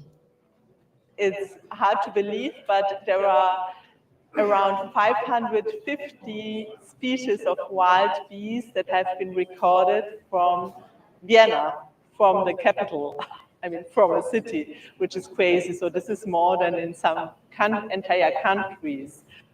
Vienna, like many cities, is a patchwork of green spaces that can support biodiversity. But one thing made Vienna unique. I mean, what is really specific for Vienna is also the climatic gradient. So in the east, it's very dry and warm, while in the west, we have the forest. It's much cooler, it's distinctly cooler and moister. So that, I mean, in spring, we've got about 1 week difference in the when some plants start to bloom in the west and in the east. So it's really a huge difference in the climate, which of course then also, as a result, in these habitats, different species can occur or live.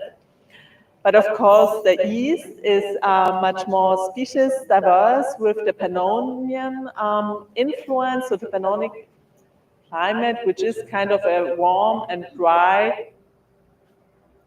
In Vienna, many places have been identified by entomologists as insect biodiversity hotspots. One of them is Asper Nord, located right next to the Seestadt station. I visited this area with a brilliant young entomologist, Jonathan Schwartz, and ecologist Jasmine Hackl, where we saw some amazing bee species, including the spectacular Lythurgus cornutus. But this richness comes with responsibility. Urban expansion can put insect habitat at risk. As cities grow, insects often lose the space they need to live. That's why it is important to plan urban spaces with biodiversity in mind, and to ensure that future city development supports rather than destroys ecological richness. In the case of insects, this is entirely possible. Studies have shown that the urban environment can actually support pollinators' population when the right conditions are created. One idea that came to me while thinking about Seestadt is the city of insects. A small installation I could build together with local residents. It hasn't been realized yet, but maybe someday. It could be built from sand, clay, stones, and wood, materials that create nesting spaces for wild bees and other pollinators. These hotels would resemble the shape of nearby apartments building, but built on insect scale. A symbolic image to highlight our shared space. Through this installation, I could raise awareness that around 70% of wild bee species and many other pollinators nest directly in the ground. Sealed surfaces like concrete and asphalt make cities hotter and speed up climate change. They also stop insects from reaching the soil to build their nest and block water from getting into the ground, where trees and plants need it. That is why we need more biologically active surface in our cities.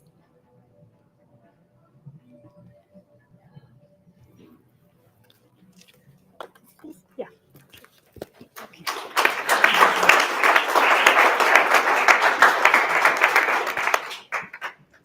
Thank you so much, Camila.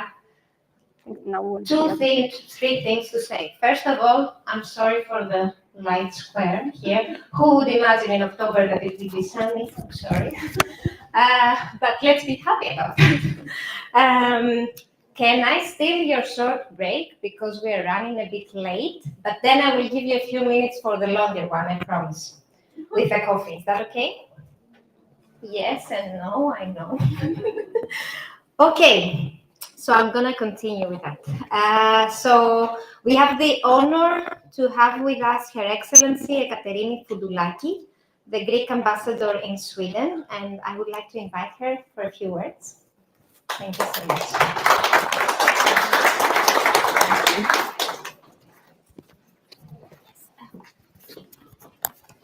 Hello everyone, and I'm terribly sorry. I'm not responsible for stealing your short break. No. But anyway, I will be very short myself. And let me start by saying that I'm truly honored to be with you here today, to this powerful lab for change. Drawing inspiration from my country, Greece, whose civilization was founded on the very idea that a flourishing society is intrinsically linked to the beauty and harmony of its surroundings. So, climate change, unsustainable urban growth, this is an undeniable fact that we are faced with today.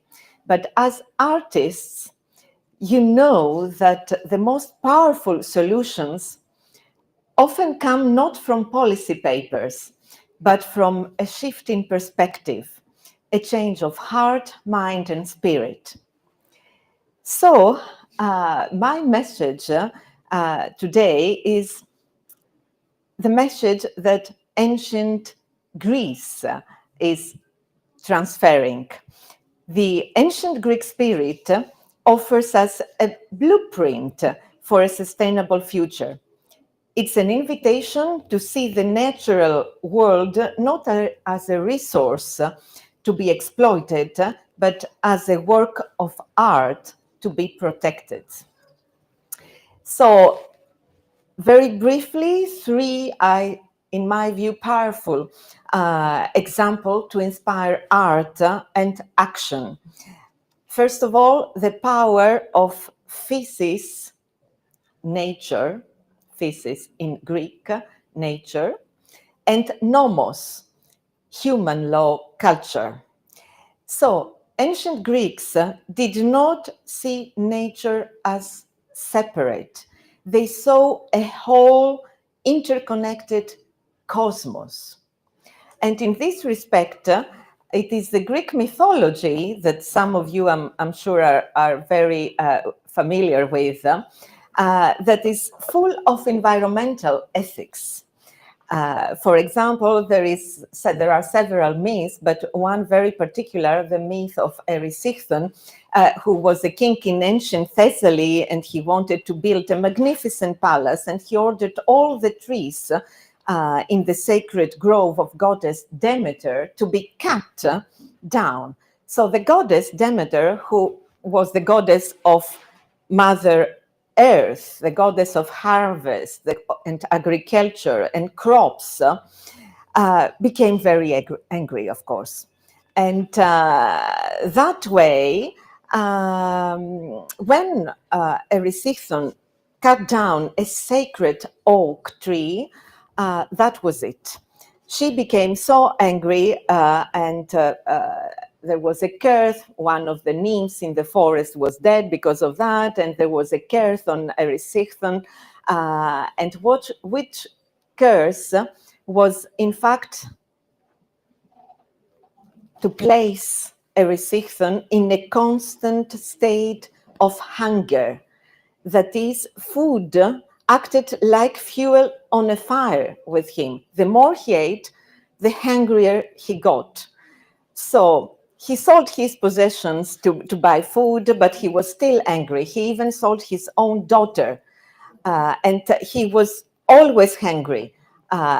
He couldn't get out of the curse, and eventually Erysichthon ate himself in hunger. Nothing of him remained. So, as a powerful artistic metaphor, this is a warning against the endless, unsustainable appetite that drives modern consumption. Nature is sacred, not merely transactional. A second example that I would like to present and has to do with urban planning, again, coming from ancient Greece. You know, ancient Greeks were also brilliant city planners.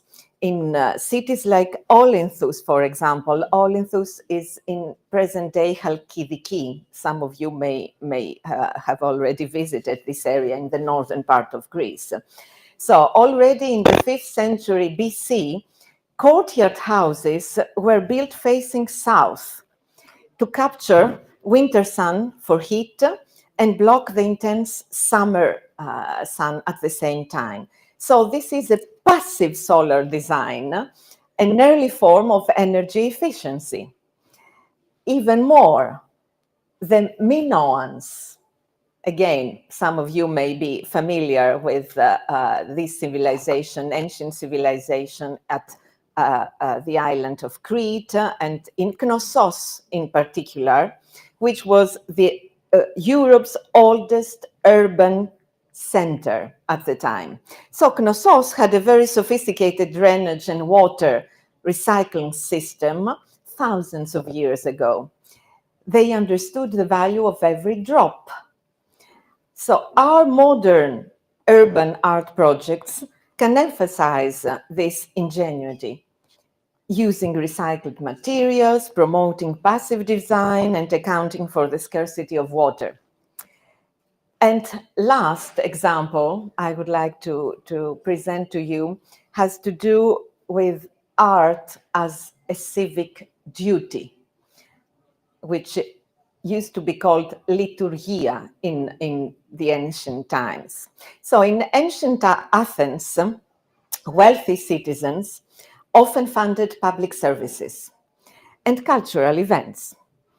This was called a liturgia, a public work. This wasn't just charity, it was a civic obligation to the community.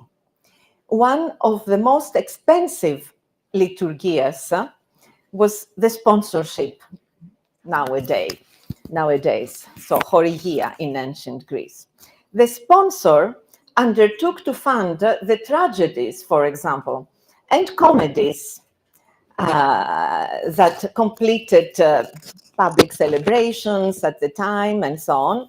And it was a great honor to offer the sponsorship because of the public recognition that was attached to it.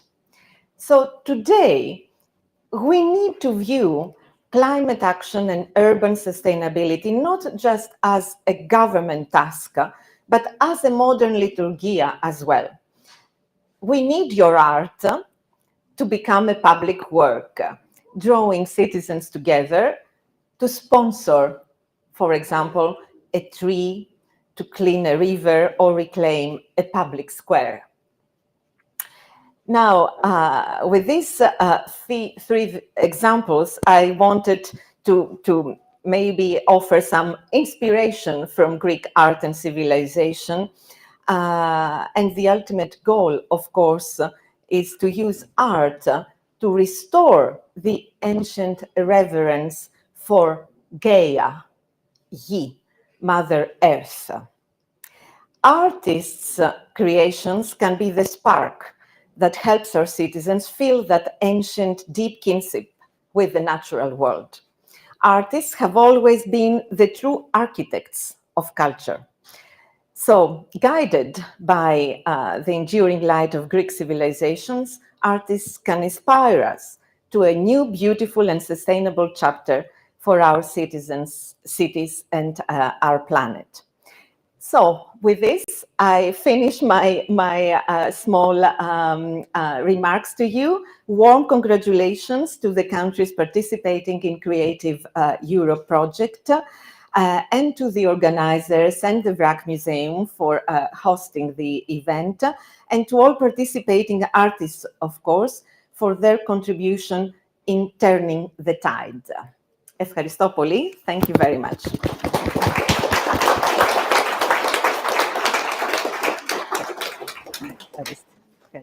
Thank you.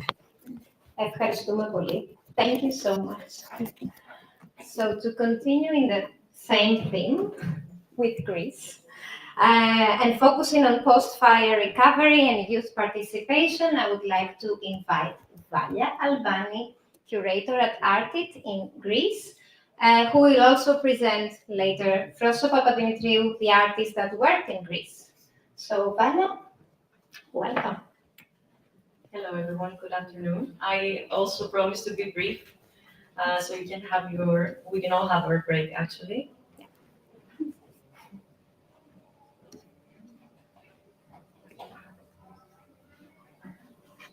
Thank you, Hannah. So, hello everyone, I'm Valia Pani, I'm the community manager of Artit and also the local curator for Greece for Turning the Tide. Last May, we hosted the ICHNI International Lab, the Turning the Tide International Lab in Evia. But to give you some context on what exactly happened and to be able to understand how we shaped the lab, I think it's worth saying a few words about Artit first. So Artit is a digital platform that is committed to connecting artists with opportunities worldwide. But additionally, we also curate and participate in projects that connect artistic practice with social and environmental realities. We aim to build a bridge between culture, creativity, and research, and this is what we think we did also in Evia. So last May, we hosted the ICHNI International Lab. ICHNI is the Greek word for traces, and we decided to use this word because traces is what were left after the extreme wildfires and following floods that happened in the region in 2021. So there was a 3-day event of conversations around this topic and around themes of resilience and how the land and the people understood what happened. But before that, before the public program, there was also a residency of 4 international artists that stayed in a month in the region. I was also there, and also Dear Hunter were there. And the main question that we asked ourselves is how can art help us process and heal and also adapt in the face of overlapping crisis. And to begin answering this question, we had to start by listening to the landscape and listening to the people.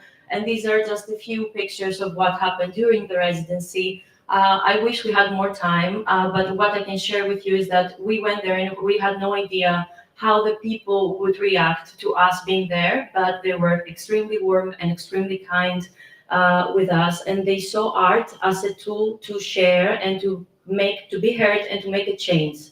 So this is just so I can navigate you a little bit. In the top left, you can see a picture of the team of artists and me.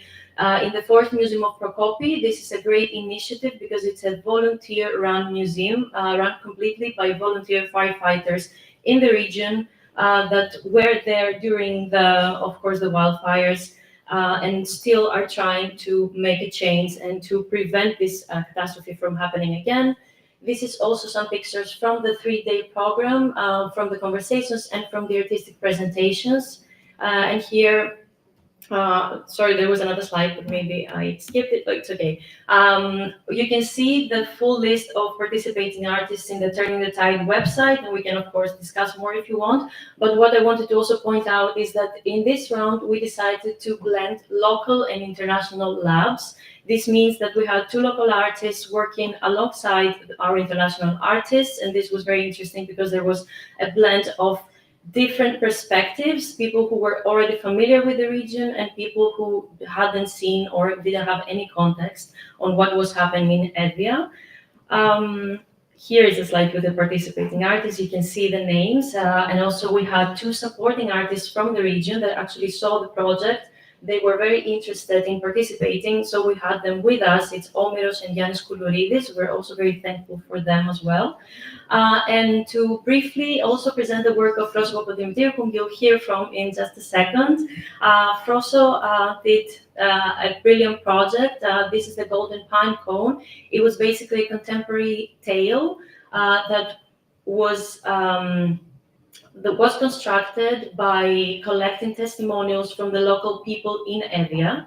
I think it's very powerful because Froso shows us that in the simplest ways we can say the hardest truths, and I'm sure that she will say a few more things about this in the next moments. And also she created this lovely artwork as well with the children of the villages of Evia, with the participation of the children.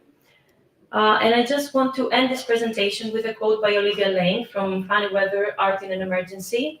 Art is a form of resistance and repair, an antidote to the chaos and destructiveness of our times. This is a picture that was actually taken in Evia during a field trip. You can see the blooming poppies alongside the fire landscape, and I think it's very powerful, and it, in my opinion, shows exactly what we're trying to do here, to heal through art and to see how the next day can look like. So with that being said, I will hand it over to Frosso so she can tell a bit more about her practice. Thank you very much.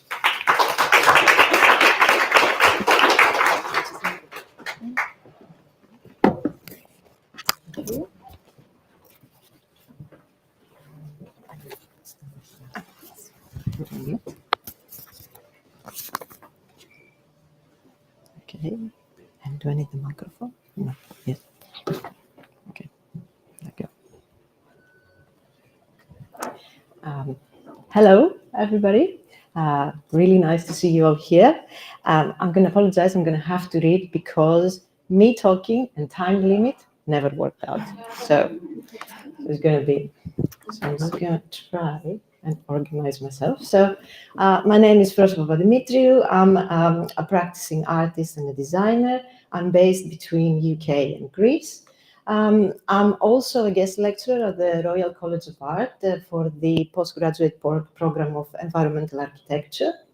And part of my work is to conduct field research in different areas in Greece. And that's actually what brought me initially to Evia, and in particularly Northern Evia. That's what is my main focus that then came in the residency. So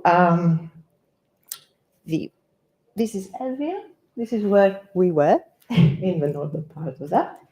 As the theme of the residency was the water element, I started looking into the devastating floods that occurred in the island, and in particular the flood of October 2021, which affected mainly the northern part of the island. But very, very quickly, I had to go against the flow and up to the mountains, as the flooding was a direct outcome of the colossal fire that took place that August that year. It erased almost 500 million square meters of pine forest, to understand 70,000 football pitches or 1.5 Stockholms. Earlier that year, in February 2021, the storm Media had already hit Evia and caused heavy damage to the forest, villages, and the agriculture. The fire that followed the summer cleared almost entirely the forest, leaving the mountaintops bare. When the heavy rain fell in October that year, it found no resistance, and the water terraformed the land by stripping bare fertile areas and corroding the coastal line. In this chain of events, what really struck me was the permanency of change the fire brought to the landscape and the community. The livelihoods of the communities on the mountain were irreversibly affected. Talking to the residents in the coastal town of Limni, I could also see that instilled in them was the fear of flood with every heavy rain. Since 2021, there has been a series of flooding in the area. While I was in the area previously, I had a discussion with the Raisin Tapers Union, who told me how over 11 days they saw their future turning literally into ashes. The Evia resin collection is, or probably was now, the largest in Greece, and one of the few trades which works in tandem with the nature, not destroying the nature. The pine trees required at least 35 years to grow and reach peak point for resin collection, and therefore this current generation of resin collectors could actually be the very last, as the trade passes from generation to generation. The permanency of change in such a short time frame made me wonder how much more local natural knowledge was lost to younger generations as a result, and whether that knowledge is actually useful and important to preserve. I decided to work with 3 villages that were affected by all 3 phenomena. So Kurkuli village is a small village on the Xiro mountain with an aging population, and due damage during the snowstorms, was also almost burned by fire, was cut off from food supply and electricity for days due to the floods, and the main source of income is the forest. Skepasti, a village a bit lower in altitude, younger demographic, mainly families with young children. The fire affected the majority of the population. The main source of income is the forest. Kehries, a village at the foot of the Xiro mountain with a larger population, more equally divided in age groups, agriculture and beekeeping affected by the floods. The main source of income is not dependent on the forest, and a small portion of the forest was actually managed to preserve. The first location I visited was Kurkuli. My main contact, Maria Yerakari, which I owe her a lot, arranged a meeting with the local community at the village cafe, or actually, truly, I just invaded the cafe in a rush hour. So I managed to cut like 50 to 20 people and talk with them.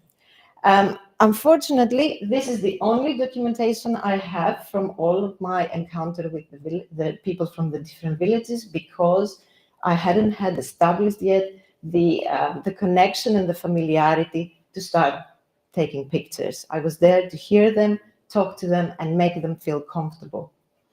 So, it was a compelling experience hearing them talk and recalling images of the destruction they witnessed and how they fought against what was going on with fear of their own lives.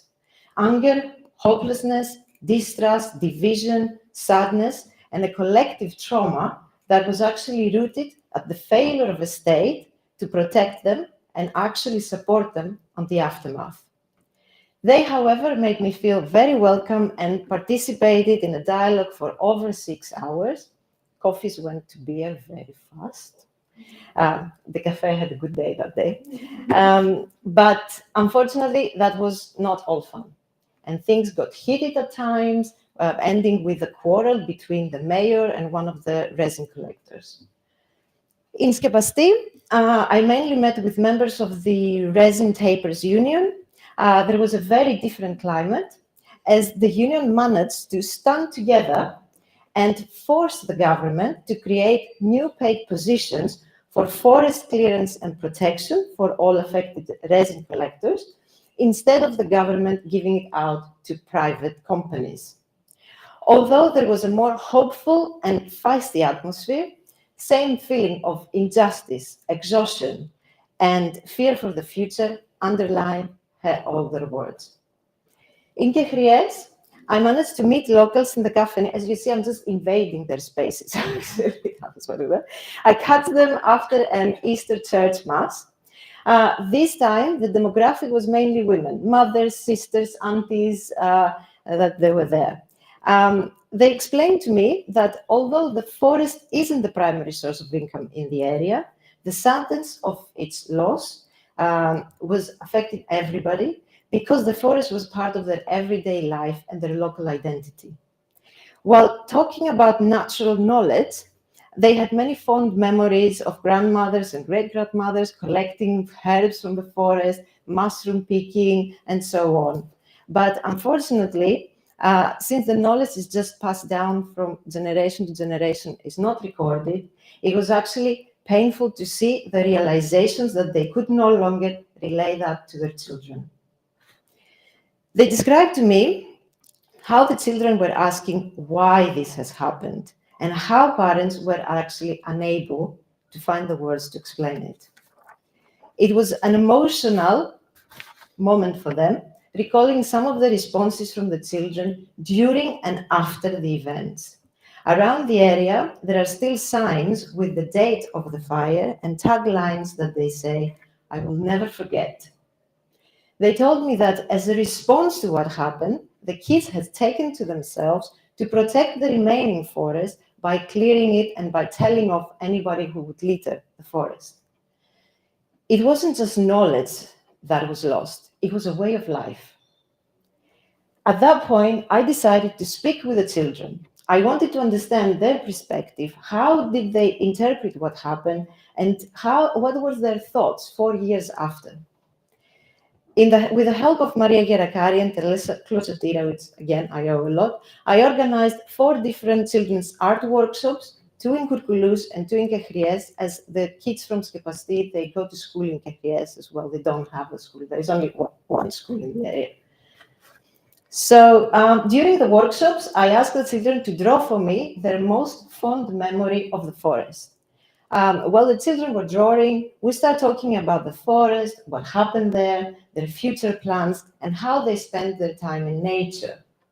It was beautiful and yet sad to see how these kids are so naturally connected from the beginning with nature, and how this is actually educated out of them when they grow up.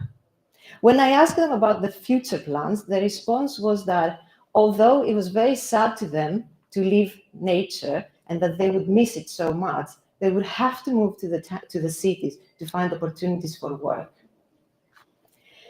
In their drawings, I could clearly see the trauma and confusion from what they witnessed. Although these are their most fond memories of the forest, you can actually see the elements of what they've experienced. This drawing was made by Konstantina, 7 years old. When the fire broke out, Konstantina was 3 years old. She actually told me that she had no memory of the forest before the fire. So that was the only thing she could draw. In the second workshop, I asked the children to paint on one canvas on which I had drawn images of nature with white threads. It was almost like find the image game. And it was a game. The idea of the workshop wasn't to make something, it was actually to play and talk, to get the children talking about nature. Many children spoke about what happened, the future, and the new trees that they saw growing. Children have all the time in the world to wait for a forest to grow. They can actually turn a barren cemetery, burnt and trees, as a playground. But what happened though is that there was a recurrent question they had. How are we incapable to protect something that is so dear and important to us? What happened to Northern Evia is a timeline of events displaying a stark view of how political negligence, opportunistic economics, administrative failure, and lack of climate knowledge converge to turn a series of natural disasters into a devastation. While climate change is typically framed in terms of atmospheric shifts, natural disasters, it also has an underlying intrinsic economical and political character, especially in how climate change is used and applied. I am not going to make it. I'm going to steal your break. I'm just telling you now. That's it. So They're going to blame me. No, no. I'm sorry. Your break is mine. So just continue. I'm not going to take that long, but I'm going to need a couple of minutes more. The storm that winter broke many trees, which closed down passages in the forest. Due to legislation, the forest couldn't be cleared fast enough, despite people warning, creating a fire hazard. That summer, Greece had a heat wave. However, the majority of the people in northern area were adamant that the fire was intentional. Even older children witnessed random fire combustions happening simultaneously in different locations. Most terrifying was the state's lack of support. Northern Evia was burning for 11 days, from one side of the island to the other. I saw videos on people's phones where the fire brigade stood idly by while locals are using hoses from their houses to actually fight the fire. The state's concern was only to avoid having victims, but protecting the forest was actually of no interest, it seems like, and even though there was time for it. According to newspapers and local testimonies, you know what's going on? It will come. Yeah. It will come. Okay. Yeah. and a documentary of El Psaru at Northern Evia, Plan A or B. Soon after, a private association, in collaboration with the company, presented the development plan of the area, including luxury hotels, remote working hubs, renewable energy parks. Obviously, the plan was postponed due to local outrage, but rumors have it that it might start from next year. The floods were the final blow to the area. Again, despite local warnings for the flood prevention measures, they took too long and the water caused irreparable damage and losses to the remaining population of the area that was actually not so much affected by the fire. The state made it nearly impossible for the local unions to be contracted to clear and restore the forest while giving out contracts to private companies. In 2027, the union's contracts will actually terminate with the possibility of not being renewed. The state labeled the incident as climate change and used it in their campaigns for renewable energy and new developments. For me, it became clear that the work I needed to do was that of a narrator rather than a protagonist. There was a story that needed to be told to heal and prevent such future outcomes. A story that reminded people how ephemeral our lives are, and even when everything fails, by being united, we can achieve shared goals. It was a story that the adults couldn't find the words to tell it to their children, and the children didn't have the understanding of the world to tell it to their parents. I wanted to create this bridge not to instill a responsibility to the children for their future, but to prompt them to ask the adults difficult questions that can only answer with actions and not words. I focused on staying in the background, note-taking, and creating a calm yet empowering environment where the voices of the people were heard but not dissected. I used their descriptive phrases verbatim throughout the story, so that the Golden Pine Cone actually is a place where it's truly composed by their voices, and they can find themselves in that work. I constructed a fairy tale not to escape reality, but rather as a way to reframe it. Knowledge manifests in different forms, and through time it has traveled further by parables, stories, and folklore, enduring moral and environmental insights in symbolic forms. This is especially true for children, as the tales become the bridge to the world they inherit from their parents. We use tales and metaphors to simplify and describe the complex environments we live in, and by being positioned as the audience, we are then able to reflect on ourselves. Once the book was ready, and I'm just finishing. So we need to finish, yes. I'm just gonna, so this, because this is the success of that project, and I want to talk about that. I went back, and actually, I showed it to the people because the worth of this project is their reaction, their feedback to what I've done. So there was very positive reception, and they asked me to provide copies. So we managed to actually print 5 copies for each village, that they were distributed in cafes, the union, the school, and the library, and so on. So the book actually is there with the people. And the Cultural Association of Cacriès requested me to print, if I could, to print a book for each child in the school. Actually, their funding is not enough for the printing, so we're looking for funding to do that, actually, to print the book, and maybe a small publishing house that might actually want to undertake that. And I was invited to do some school readings and maybe a puppet show with a local artist. So this project actually still has some space to grow. So watch this space and come and see the book tomorrow at the fair. Thank you very much, and sorry for taking your break. Sorry.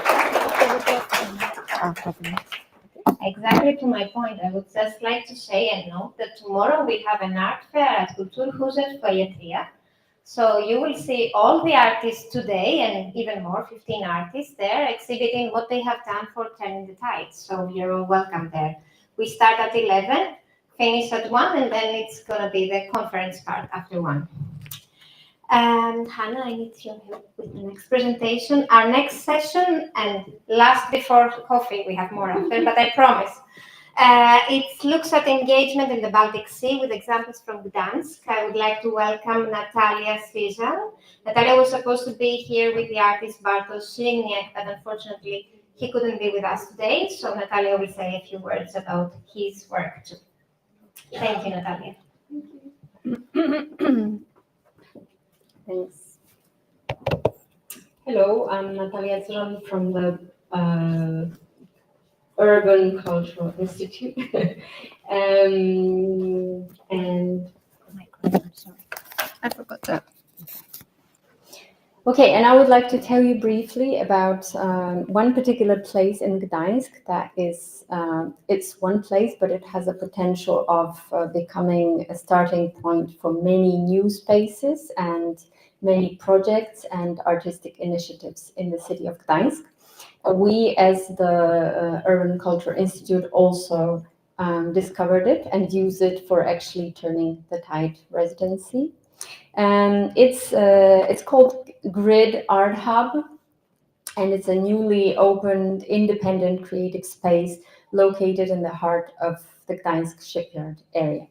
Gdańsk shipyard area is a very lively place, but this particular initiative was only opened at the end of June this year. It aims at being a year-round third space for artists and for creative sector, as well as inhabitants of Gdańsk and visitors from outside. It is designed as a space for artistic, cultural, and creative practices. There's a common table for discussions and for meals.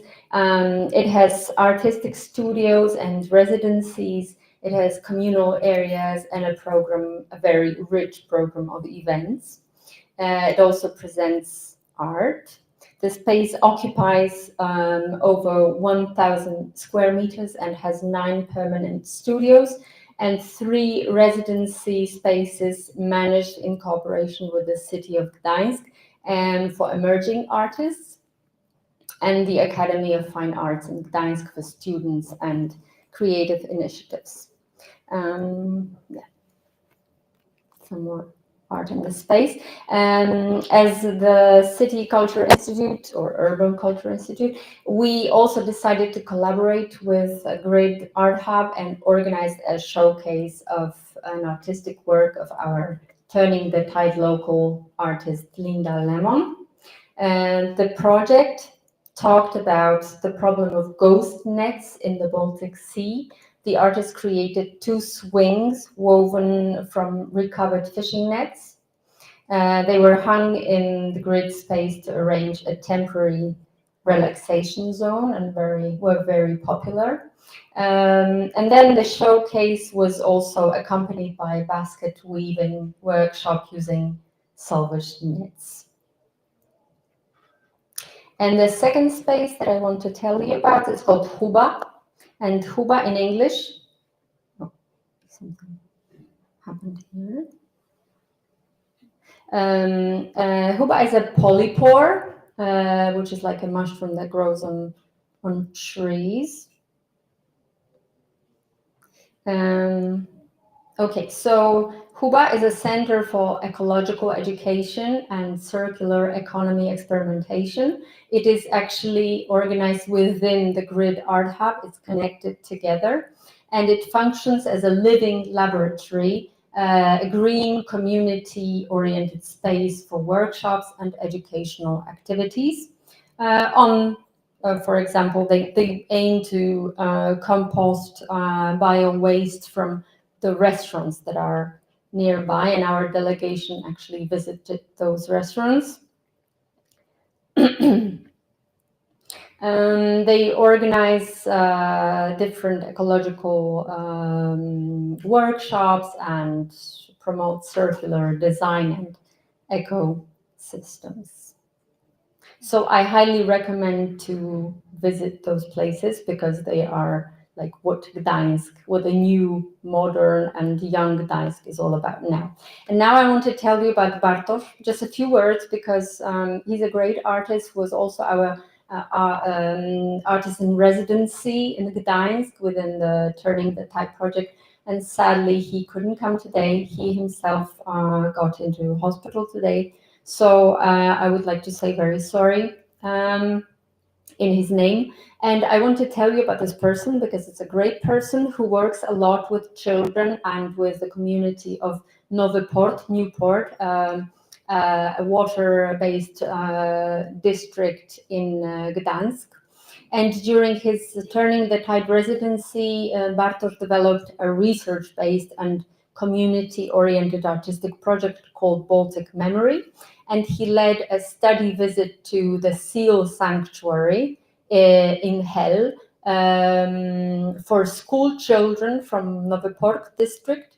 And they also had this educational workshop where they drew or sketched different sea creatures and learned about marine biodiversity and generally deepened their ecological awareness of the Baltic Sea.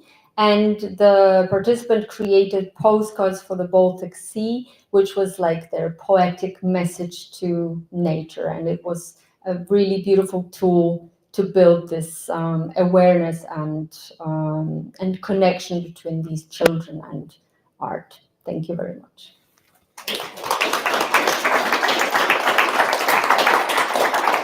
Oh, sorry, not this one. Thank you so much, Natalia.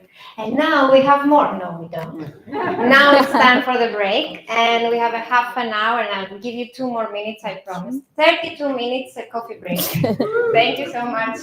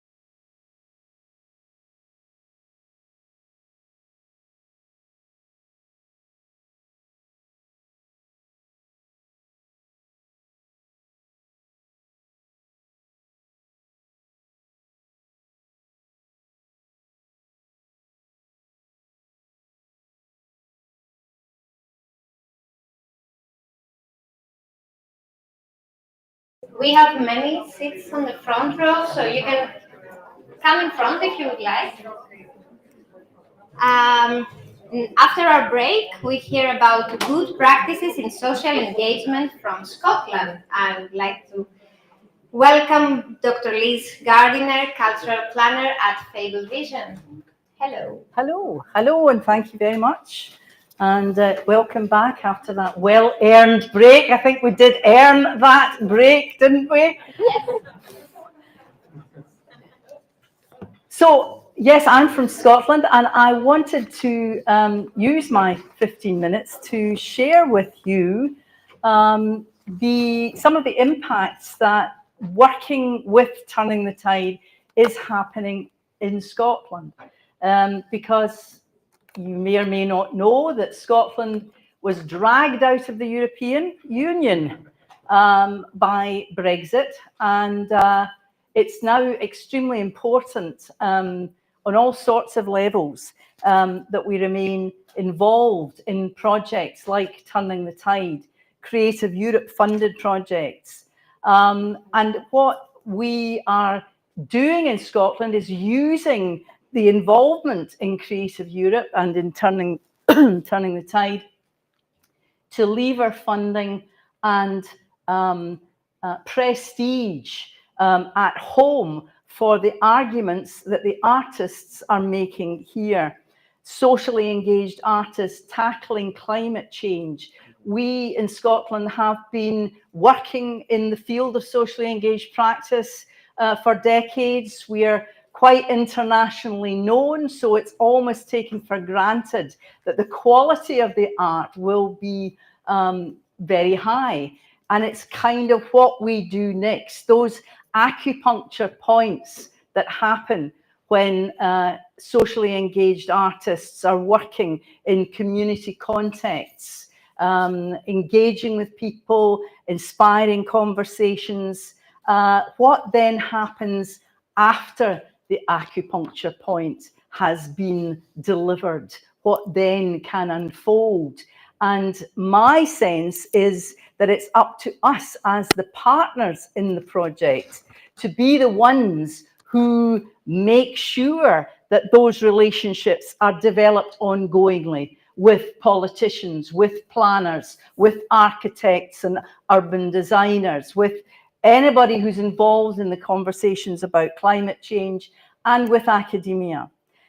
So with Creative Scotland funding, we have spread our reach across Scotland, and we've got 3 particular areas, one in Govan near Glasgow, one in Renfrewshire, and one in Dumfries in Galloway, where we've been working. We were lucky to be able to host the Climate Summit in Glasgow, which kicked off the Turning the Tide project. And during that summit, we introduced the 3 areas that we were going to be working in. We went to visit Govan, we went to visit Dumfries. We didn't manage to visit Renfrewshire, but we heard about it during the presentations during the summit. In Govan, we uncovered the story of the Govan graving docks and the struggle to maintain a public ownership of the docks, or to retain public ownership of the docks, and the local activists who are working there. We went on a field trip to Dumfries, and we heard about the problems of the flooding of the River Nith, where the showman community have their fairgrounds on the banks of the Nith, and how they are displaced when those floods happen, and how it's actually the local authority that their flood planning has actually caused the problems for the show people. And we hosted, for Turning the Tide, 3 learning webinars in conjunction with UWS, the University of the West of Scotland, with the Climate for Culture in Scotland, which is the national body that looks at the role of artists in changing narratives around climate change. They used to be called Creative Carbon Scotland. And the Robert Gordon University in Aberdeen. So the role of those other bodies, the academics and the national body for climate change, as well as local networks and local climate action groups. Those groups we involved in the project right from the outset in order to try and maximise the impact. So we've had embedded artist residencies in those Scottish regions of Govan and Dumfries and Renfrewshire, but we haven't initiated new programmes. What we've tried to do is work with artists like Jamie Wardrop, for example, in Renfrewshire, who are already working in the area of both engagement with communities and in narratives around climate change, to enhance what they're already doing, to raise the profile of what they're already doing, and to make introductions between those artists and their local authorities, their planning departments, to try and maximise the impact. We had, because of the good fortunes of our engagement and involvement with Turning the Tide, we were able to send artists, one to Gdansk, Robin Wilson, who worked with activists and scientists in the area of climate change in Gdansk, and made a film, which when she came back, she used to great effect. And then Joe Hodges and Robbie Coleman, who came from Dumfries and Galloway, that's a more rural area, and we deliberately chose artists in a rural area to go to Evia in Greece, because we knew that there would be synergies there, and indeed it transpired. And both residencies sparked community engagement on their return. Robin, her film, the film that she made, was shown at the local urban labs in Govan and in Renfrewshire, sparking debate there. We had an involvement in Govan with an artist and architect who have developed a blog site looking at the rights of rivers. And that's been a really important engagement for us in terms of understanding the UN Declaration of the Rights of Rivers and incorporating that into our thinking. Robin herself, on her return, was actually diagnosed with a brain tumour. And she has used that experience to go digital and to make the links between climate change and what's happening in our bodies, and decrying the extractivist greed and the way that we are using and abusing the planet, and like that Greek myth, imploding in our own bodies at the end of the day. So we hosted film screenings, mapping and planning dialogues in both Govan and in Renfrewshire. In Govan, we worked with local artists, 16 Nicholson Street, an artists cooperative, who were doing a project engaging communities around the Govan graving docks, and they've produced a really exciting artwork, which is now incorporated in the Turning the Tide digital exhibition. And from their point of view, the involvement in Turning the Tide was so impactful that they've now achieved 3-year funding status from Creative Scotland, which is really quite extraordinary. So it really has made a difference for them.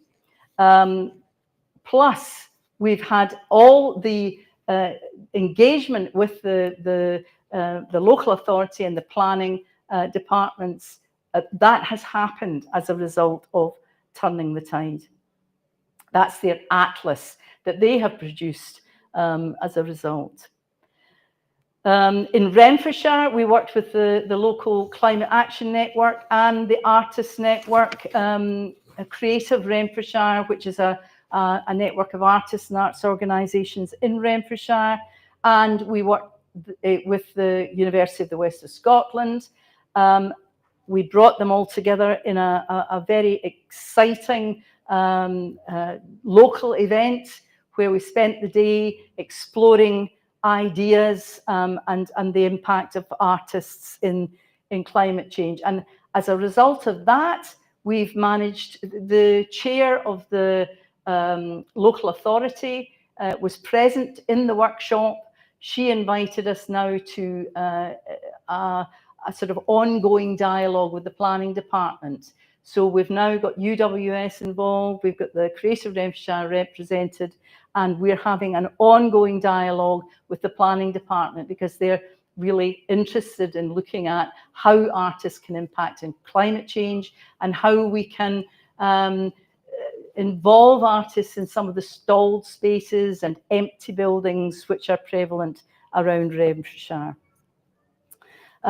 Joe Hodges and Robbie Coleman, they were the artists from Dumfries who went to Evia in Greece, and we worked very closely with the Stove Network in Renfrewshire, so in Dumfries and Galloway. So they're like the equivalent of the Creative Renfrewshire in Renfrewshire, the Artists Network.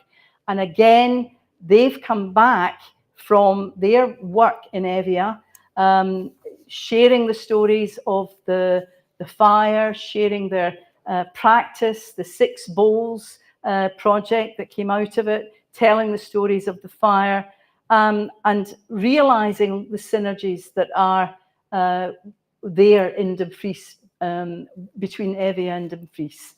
One of the Valia talked about engagement with local artists, and they actually involved one of the local artists in their project. So all the photographs that they used were from a local artist who had documented the fire.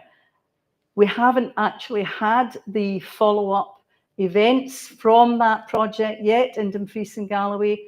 That's an ongoing discussion. We're raising the funds for that now. We're talking with Dumfries and Galloway Council, and that will happen, we're quite sure, because we've worked in conjunction with those networks, with the university. The university works in Dumfries and Galloway as well as Renfrewshire and Govan. So we've worked with those groupings to make sure from the outset that there will be maximum impact from those acupuncture point interventions.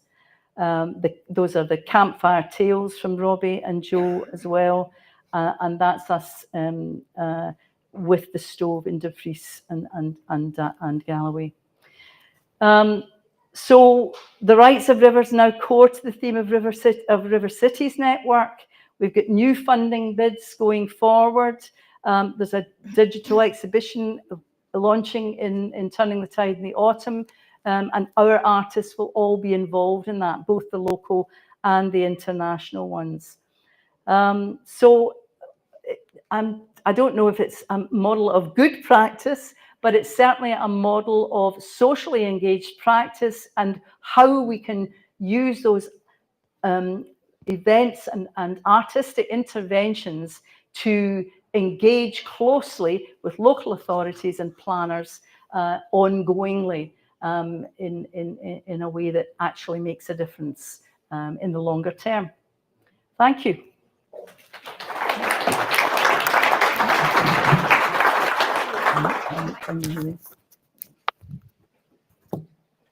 Oops. Oh, it's loud, sorry. Thank you, Liz. Hannah, I might need your help a little bit. So now it is time to introduce me. As I told you, I'm Elisabeth Opeyoriou, and I'm working as an international coordinator and curator of Intercult and the project Turning the Tide. And after traveling around the world earlier, or around Europe earlier. I will bring us back to Sweden now, and I will say a few words about us. So who are we? You can see us around. I'm Elisa, this is Hannah, we have Ivona, we have Martina, we have Jean, we have Karin. Jean is somewhere down, I think. Our motto is culture makes the difference. Intercult is a cultural organization. We're based in Södermalm, and we are working in the intersection of art, culture, and society. And what we want, or what we aim, and what we're doing is to connect Swedish artists with communities and international and European networks. So we want to bring Sweden abroad, but we want to bring also all international people in Sweden. This is how we do it, and this is what we're doing today. So we have several themes that we've been working with. The recent years, it's always international collaboration, obviously, but the recent years are sustainability, it's digital tools in arts, and of course it's supporting artists, always supporting artists. So for Turning the Tide, as Ivona said in the beginning of the day, we are the leaders of this project, but we are also representing Sweden, and we are leading the Swedish part of the project. So let's go to see what is our focus. Of course, it's Stockholm's waterfront. We're speaking about water and climate, and it's all about how nature meets urban cities. And also we picked, let's say, a focus point, and this is Slussen, as you can see here, which is in the middle of the city. It's an intersection of everything. And it's also a meeting point, a passing by point, and again, of course, it has the floodgates that were mentioned earlier that separate salty Baltic Sea with sweet drinking water Lake Mälaren. So this is what we were doing during those 2 years until now, and our point is to bring together, as we are doing today, tomorrow, and the day after tomorrow, artists, scientists, policymakers, and citizens, and just to think of how can creativity reshape our relationship with water and climate. Why do we do that? Because we feel like the art can help with climate engagement. Art can be the catalyst. Through the art, we can make the personal, we can make everything personal and emotional and accessible. So climate change can really touch upon us and understand what we want to do in the future.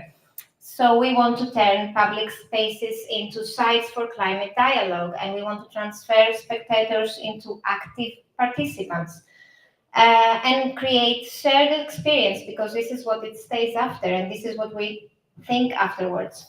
I would like to introduce you to my children, Amelia and Konstantinos is there, watching Tinas Eskilsson, our local artist, Magic Water Drop. And of course, we have ongoing realities here, Maria Andrea Pitai and Vladi, that I'm going to speak later about them.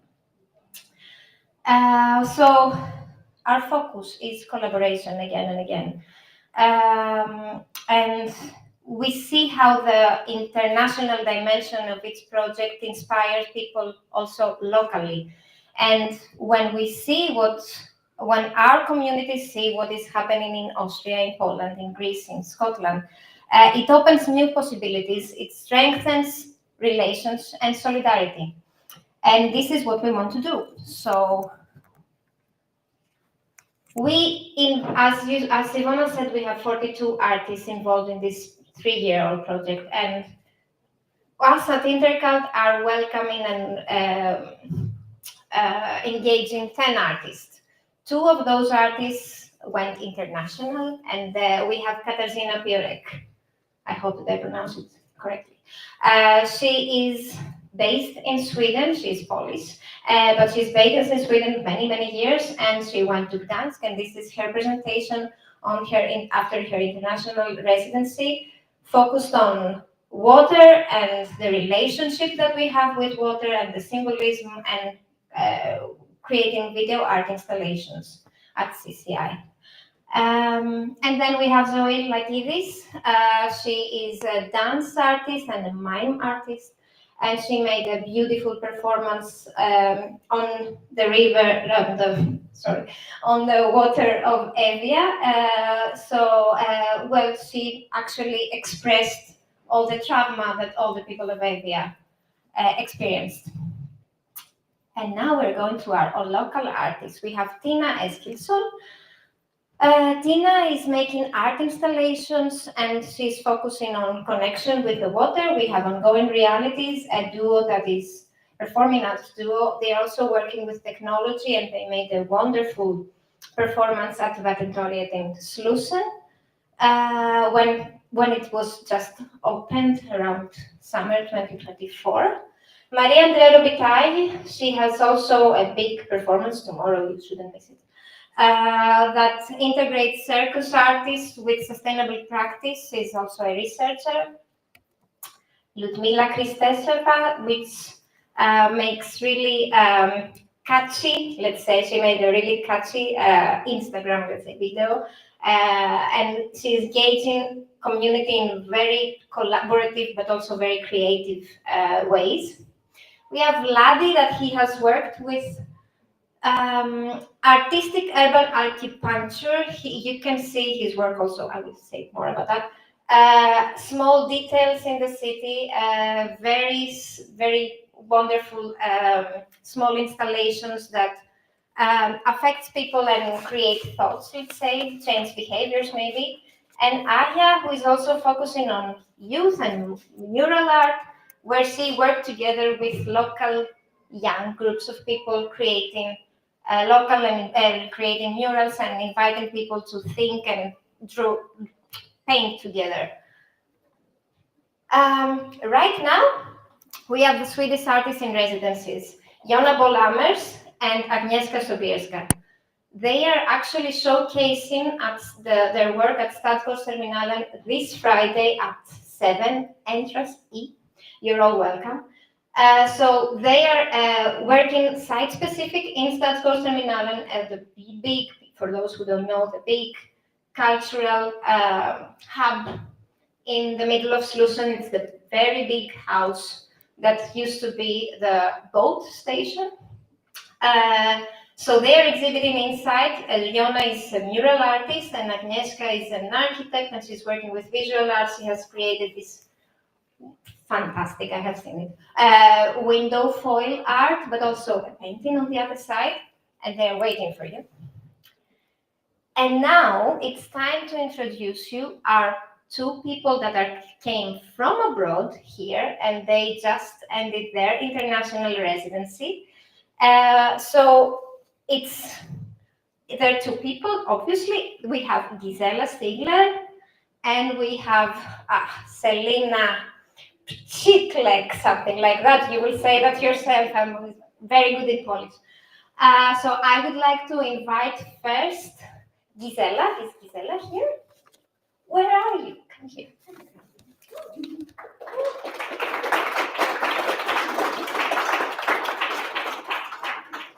So Gisela will talk with us about her month here and what she has achieved.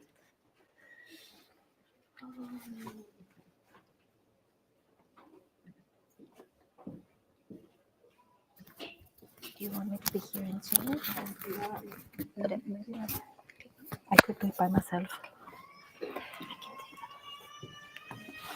Hello everybody. I'm Gisela Stigler from Austria, and I'm glad to present my work for Turning the Tide. It is called a boy sculpture.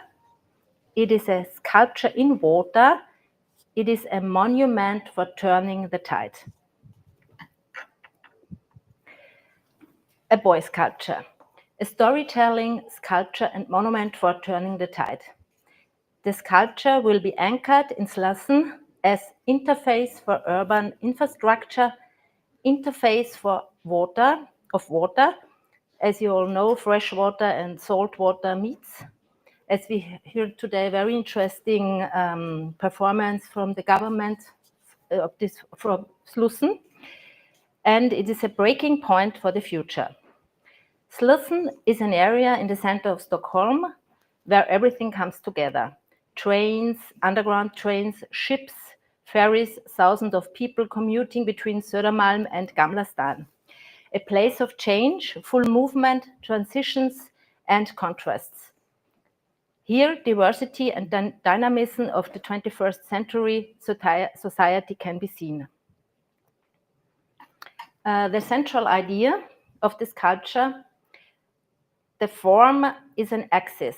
It gives the place a center. The column represents an essential anchor point in my own artistical work. It stands for democracy and for humanity itself. The boy column in Slussen is the anchor point of democracy and a visible monument for turning the tide. I think this is somehow necessary to give all these complex ideas out, that not just a bubble sees or hears the ideas and the science movements, although that you see it outside. So the normal people and everybody who's not so much into it can see it immediately. It floats in the water, but unlike Atlantis, it does not sink. Design and symbolism. The sculpture is 4 meters high from the water level and goes down 4 meters. The rings that pierces the shaft contradicts its heroic uprightness. It is a sign of resistance. And you could build the column like endless, like a turn and a ring. You could build it like the Brancusi sculpture in Romania. It is a eternity sculpture. And violet is an artificial color that somehow integrates with the water and gives it also a contrast. And furthermore, violet does not compete with maritime boys. The sculpture as a boy, the sculpture is mounted on a buoy. It swings with the water level. You can literally dock on the buoy sculpture, boats, floating people, dreams, ideas. And to communicate, you could also bring some QR code to bring all the projects of turning the tide through. You could communicate through this QR code. And the sculpture also becomes a measuring stand, an indicator of the situation we find ourselves in. The implementation. I have selected two possible locations for the sculpture, one nearby Gamla stan and one in the no man's land between these two bridges. And the sculpture will be constructed in Austria from metal, galvanized and powder coated. It will be placed on a buoy built by a Swedish company and anchored to the seabed with a concrete block. It's quite deep inside, as we heard today, so it will work. Here are these two possible positions.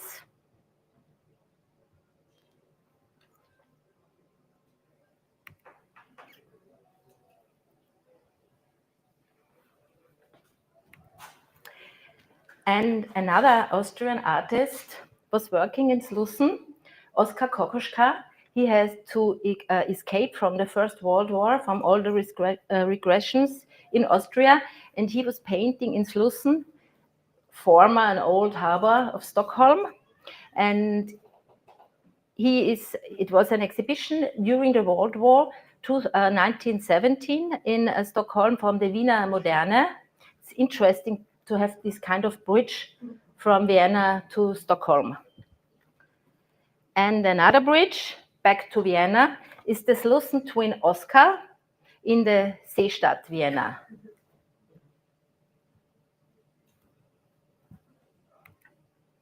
I will show you some reference projects, what I did outside.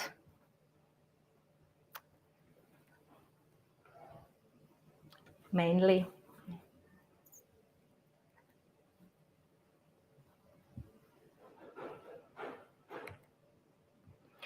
A residency highlight was the trash art workshop with school kids, 12 years old.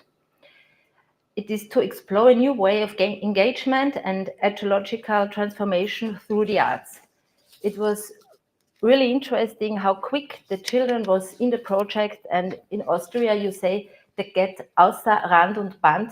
There is no explanation in English, it's out of control, but this is not true also.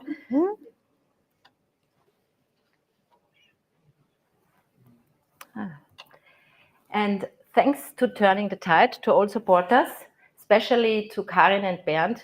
Without them, I would not be here. And I have to say, it was a big pleasure to work with Intercult, with Elizabeth, Ivona, with Hannah, with Karin, with Sean. Yeah. Thank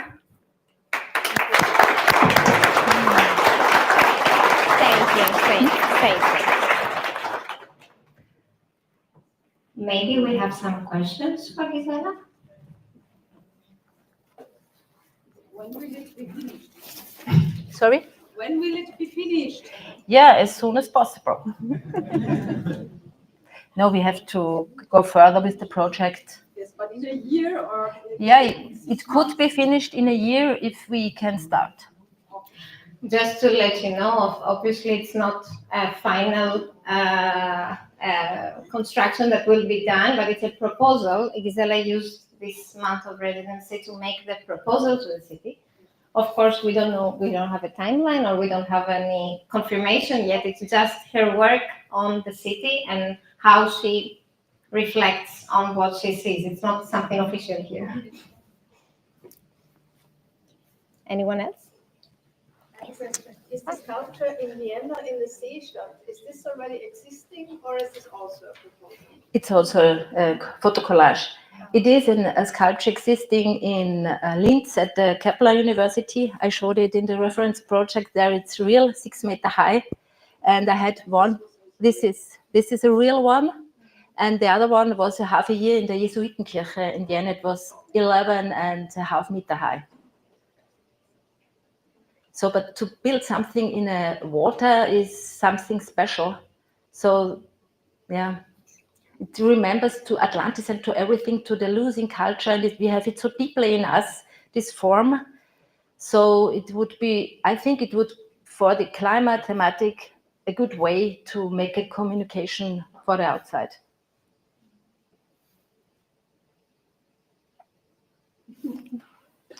Any other questions? No?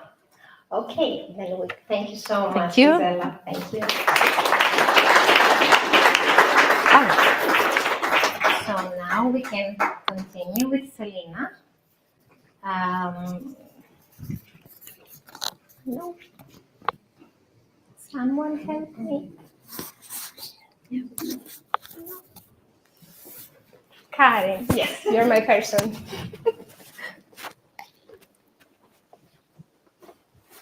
Hello. I'm Selina. My surname is Przyplank. It's a kind of hard name, but it's not my fault. See?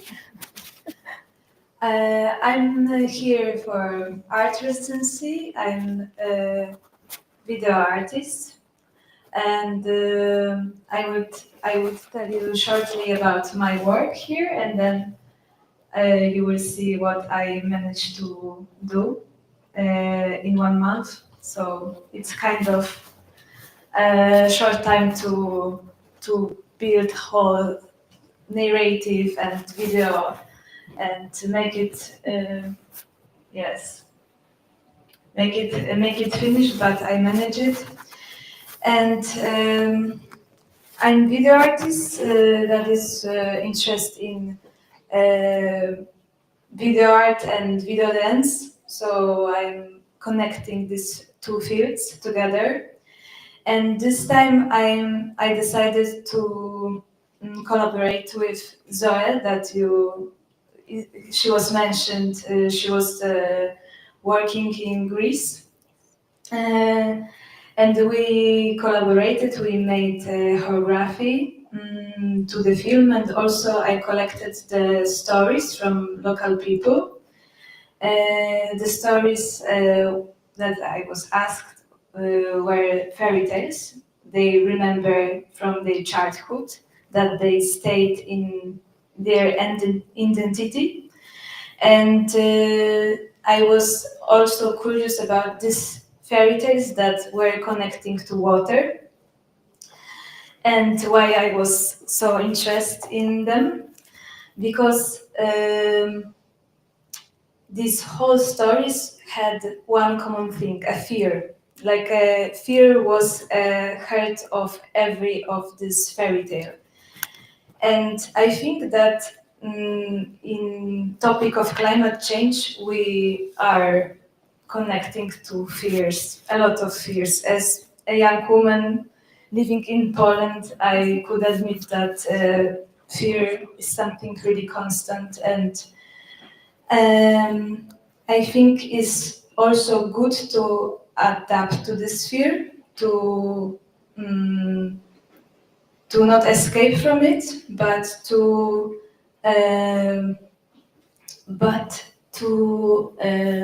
fulfill it and somehow. And when I was a child, and probably we are when we were a child, and we were scared from something, someone would tell us some story, and this fear becomes smaller. So I think this is the truth, because also we cannot really, make clever decisions with constant fear.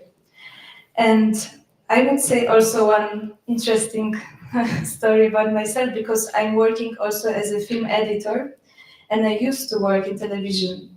So I know how mass media and how to create a message of fear and panic. And it's profitable because, people that are making these stories are based on sensation than on real facts. It's more profitable to make more panic attacks or than real stories that could adapt a fear.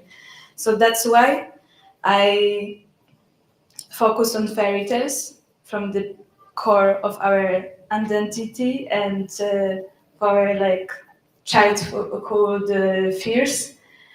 And I think it's also a really useful tool for nowadays when we need new narrations. And the stories that I collected here, I put in one story, new one, about current situation in Slussen. And yeah, I could now launch the film, and then maybe we can talk about this.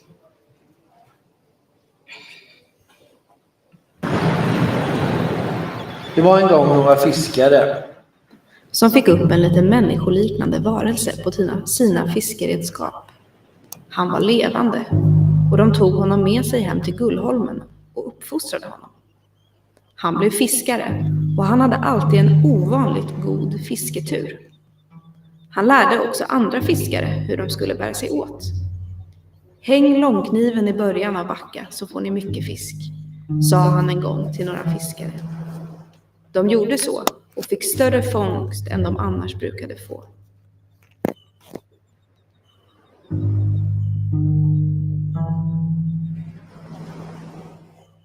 Efter det fiskade ingen lika bra som han.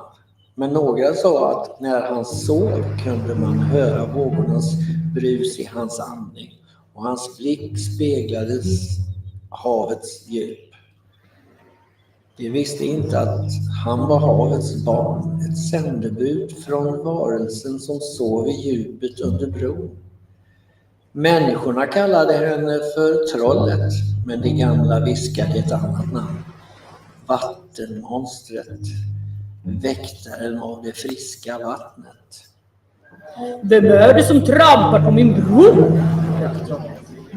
Det är bara den minsta bocken Bruse.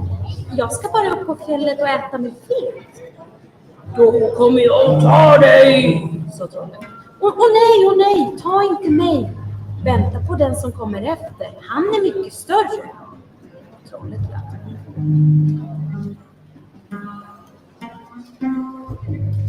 Dånade det ibland under bron? Bron dånade som en trumma.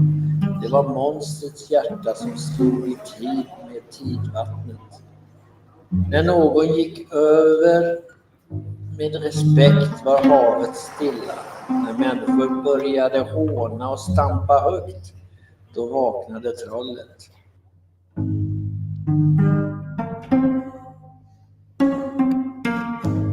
En dag kom torkan.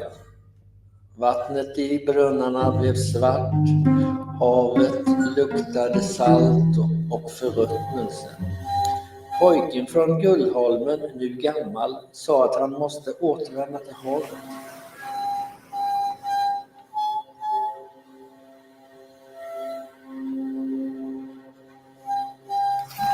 Och då rodde han ut på havet och hoppade i.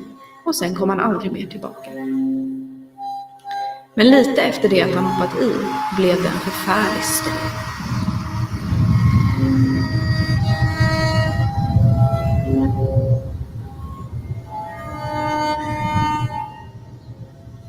Innan vågorna tog honom helt kom något vitt upp ur djupet.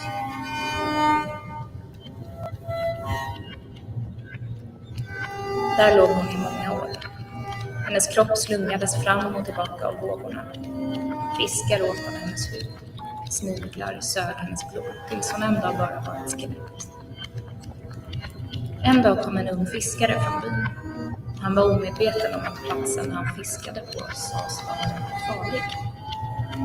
Han fick napp på sin krok och började veva upp linan utan att inse att han hade fångat skelettkvinnan. Kroken satt fast i hennes revben. Han vevade upp linan och trodde det var en stor, tung fisk på slutet av linan. Men till sin förvåning upptäckte han skelettkvinnan. Hennes vita ben stack upp över kanten på hans båt.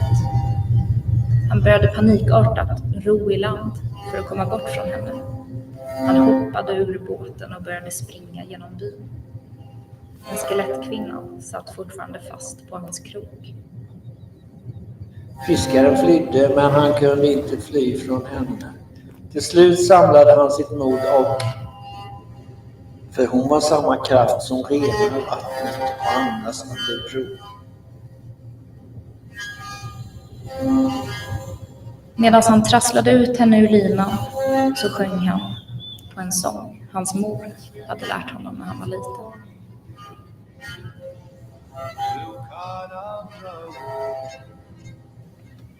När hon var helt urtrasslad så kände han sig fruktansvärt trött.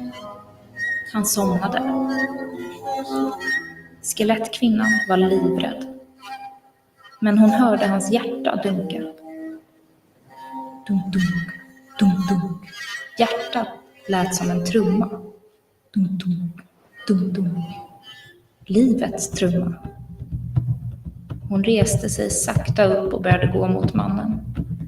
Hon kunde inte motstå. Hon stack ner sin hand genom hans bröstkorg, tog upp hjärtat ur hans kropp och började slå på det som en trumma. Medan hon slog så kände hon hur blodet, huden växte tillbaka. Hennes långa svarta hår, hennes tår, hennes naglar. Hon var en människa igen.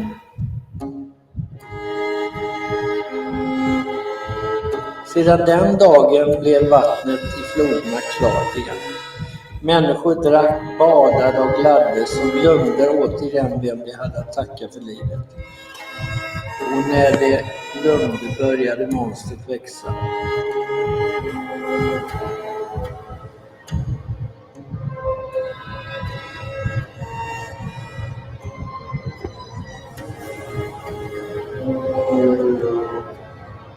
Kom det en stor monster med katthud.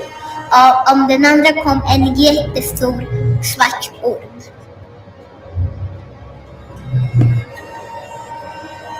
De sätter sig ihop och de blev en jättestor hemsk monster som skrämde folk hela tiden.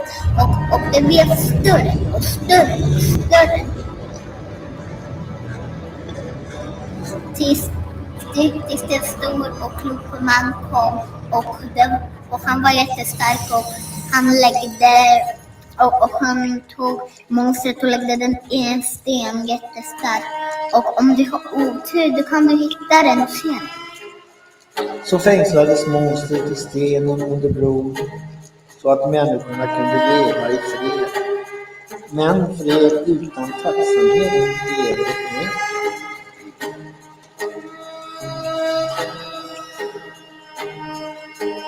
Det började saknas vatten att dricka. Havet fanns kvar, men det var salt och tungt och främmande. De gamla sa till de unga, vatten finns överallt, men inte allt vatten går att dricka.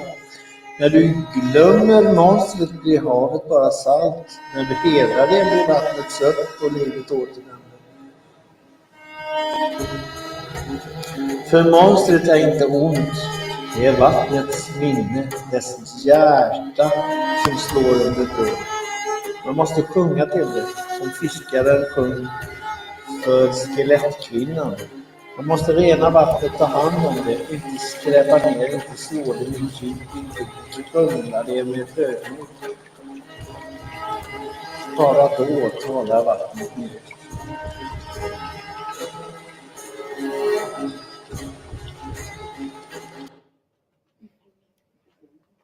För när monstret tystnar återstår bara den salta tystnaden.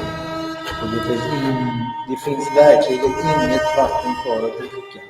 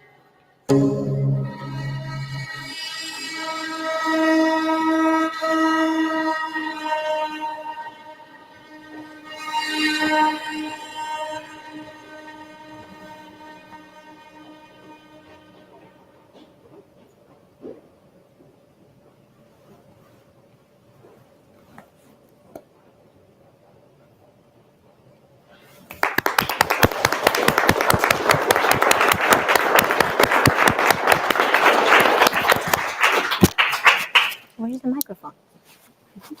It's a pity that it was disturbed, but you can see it all downstairs.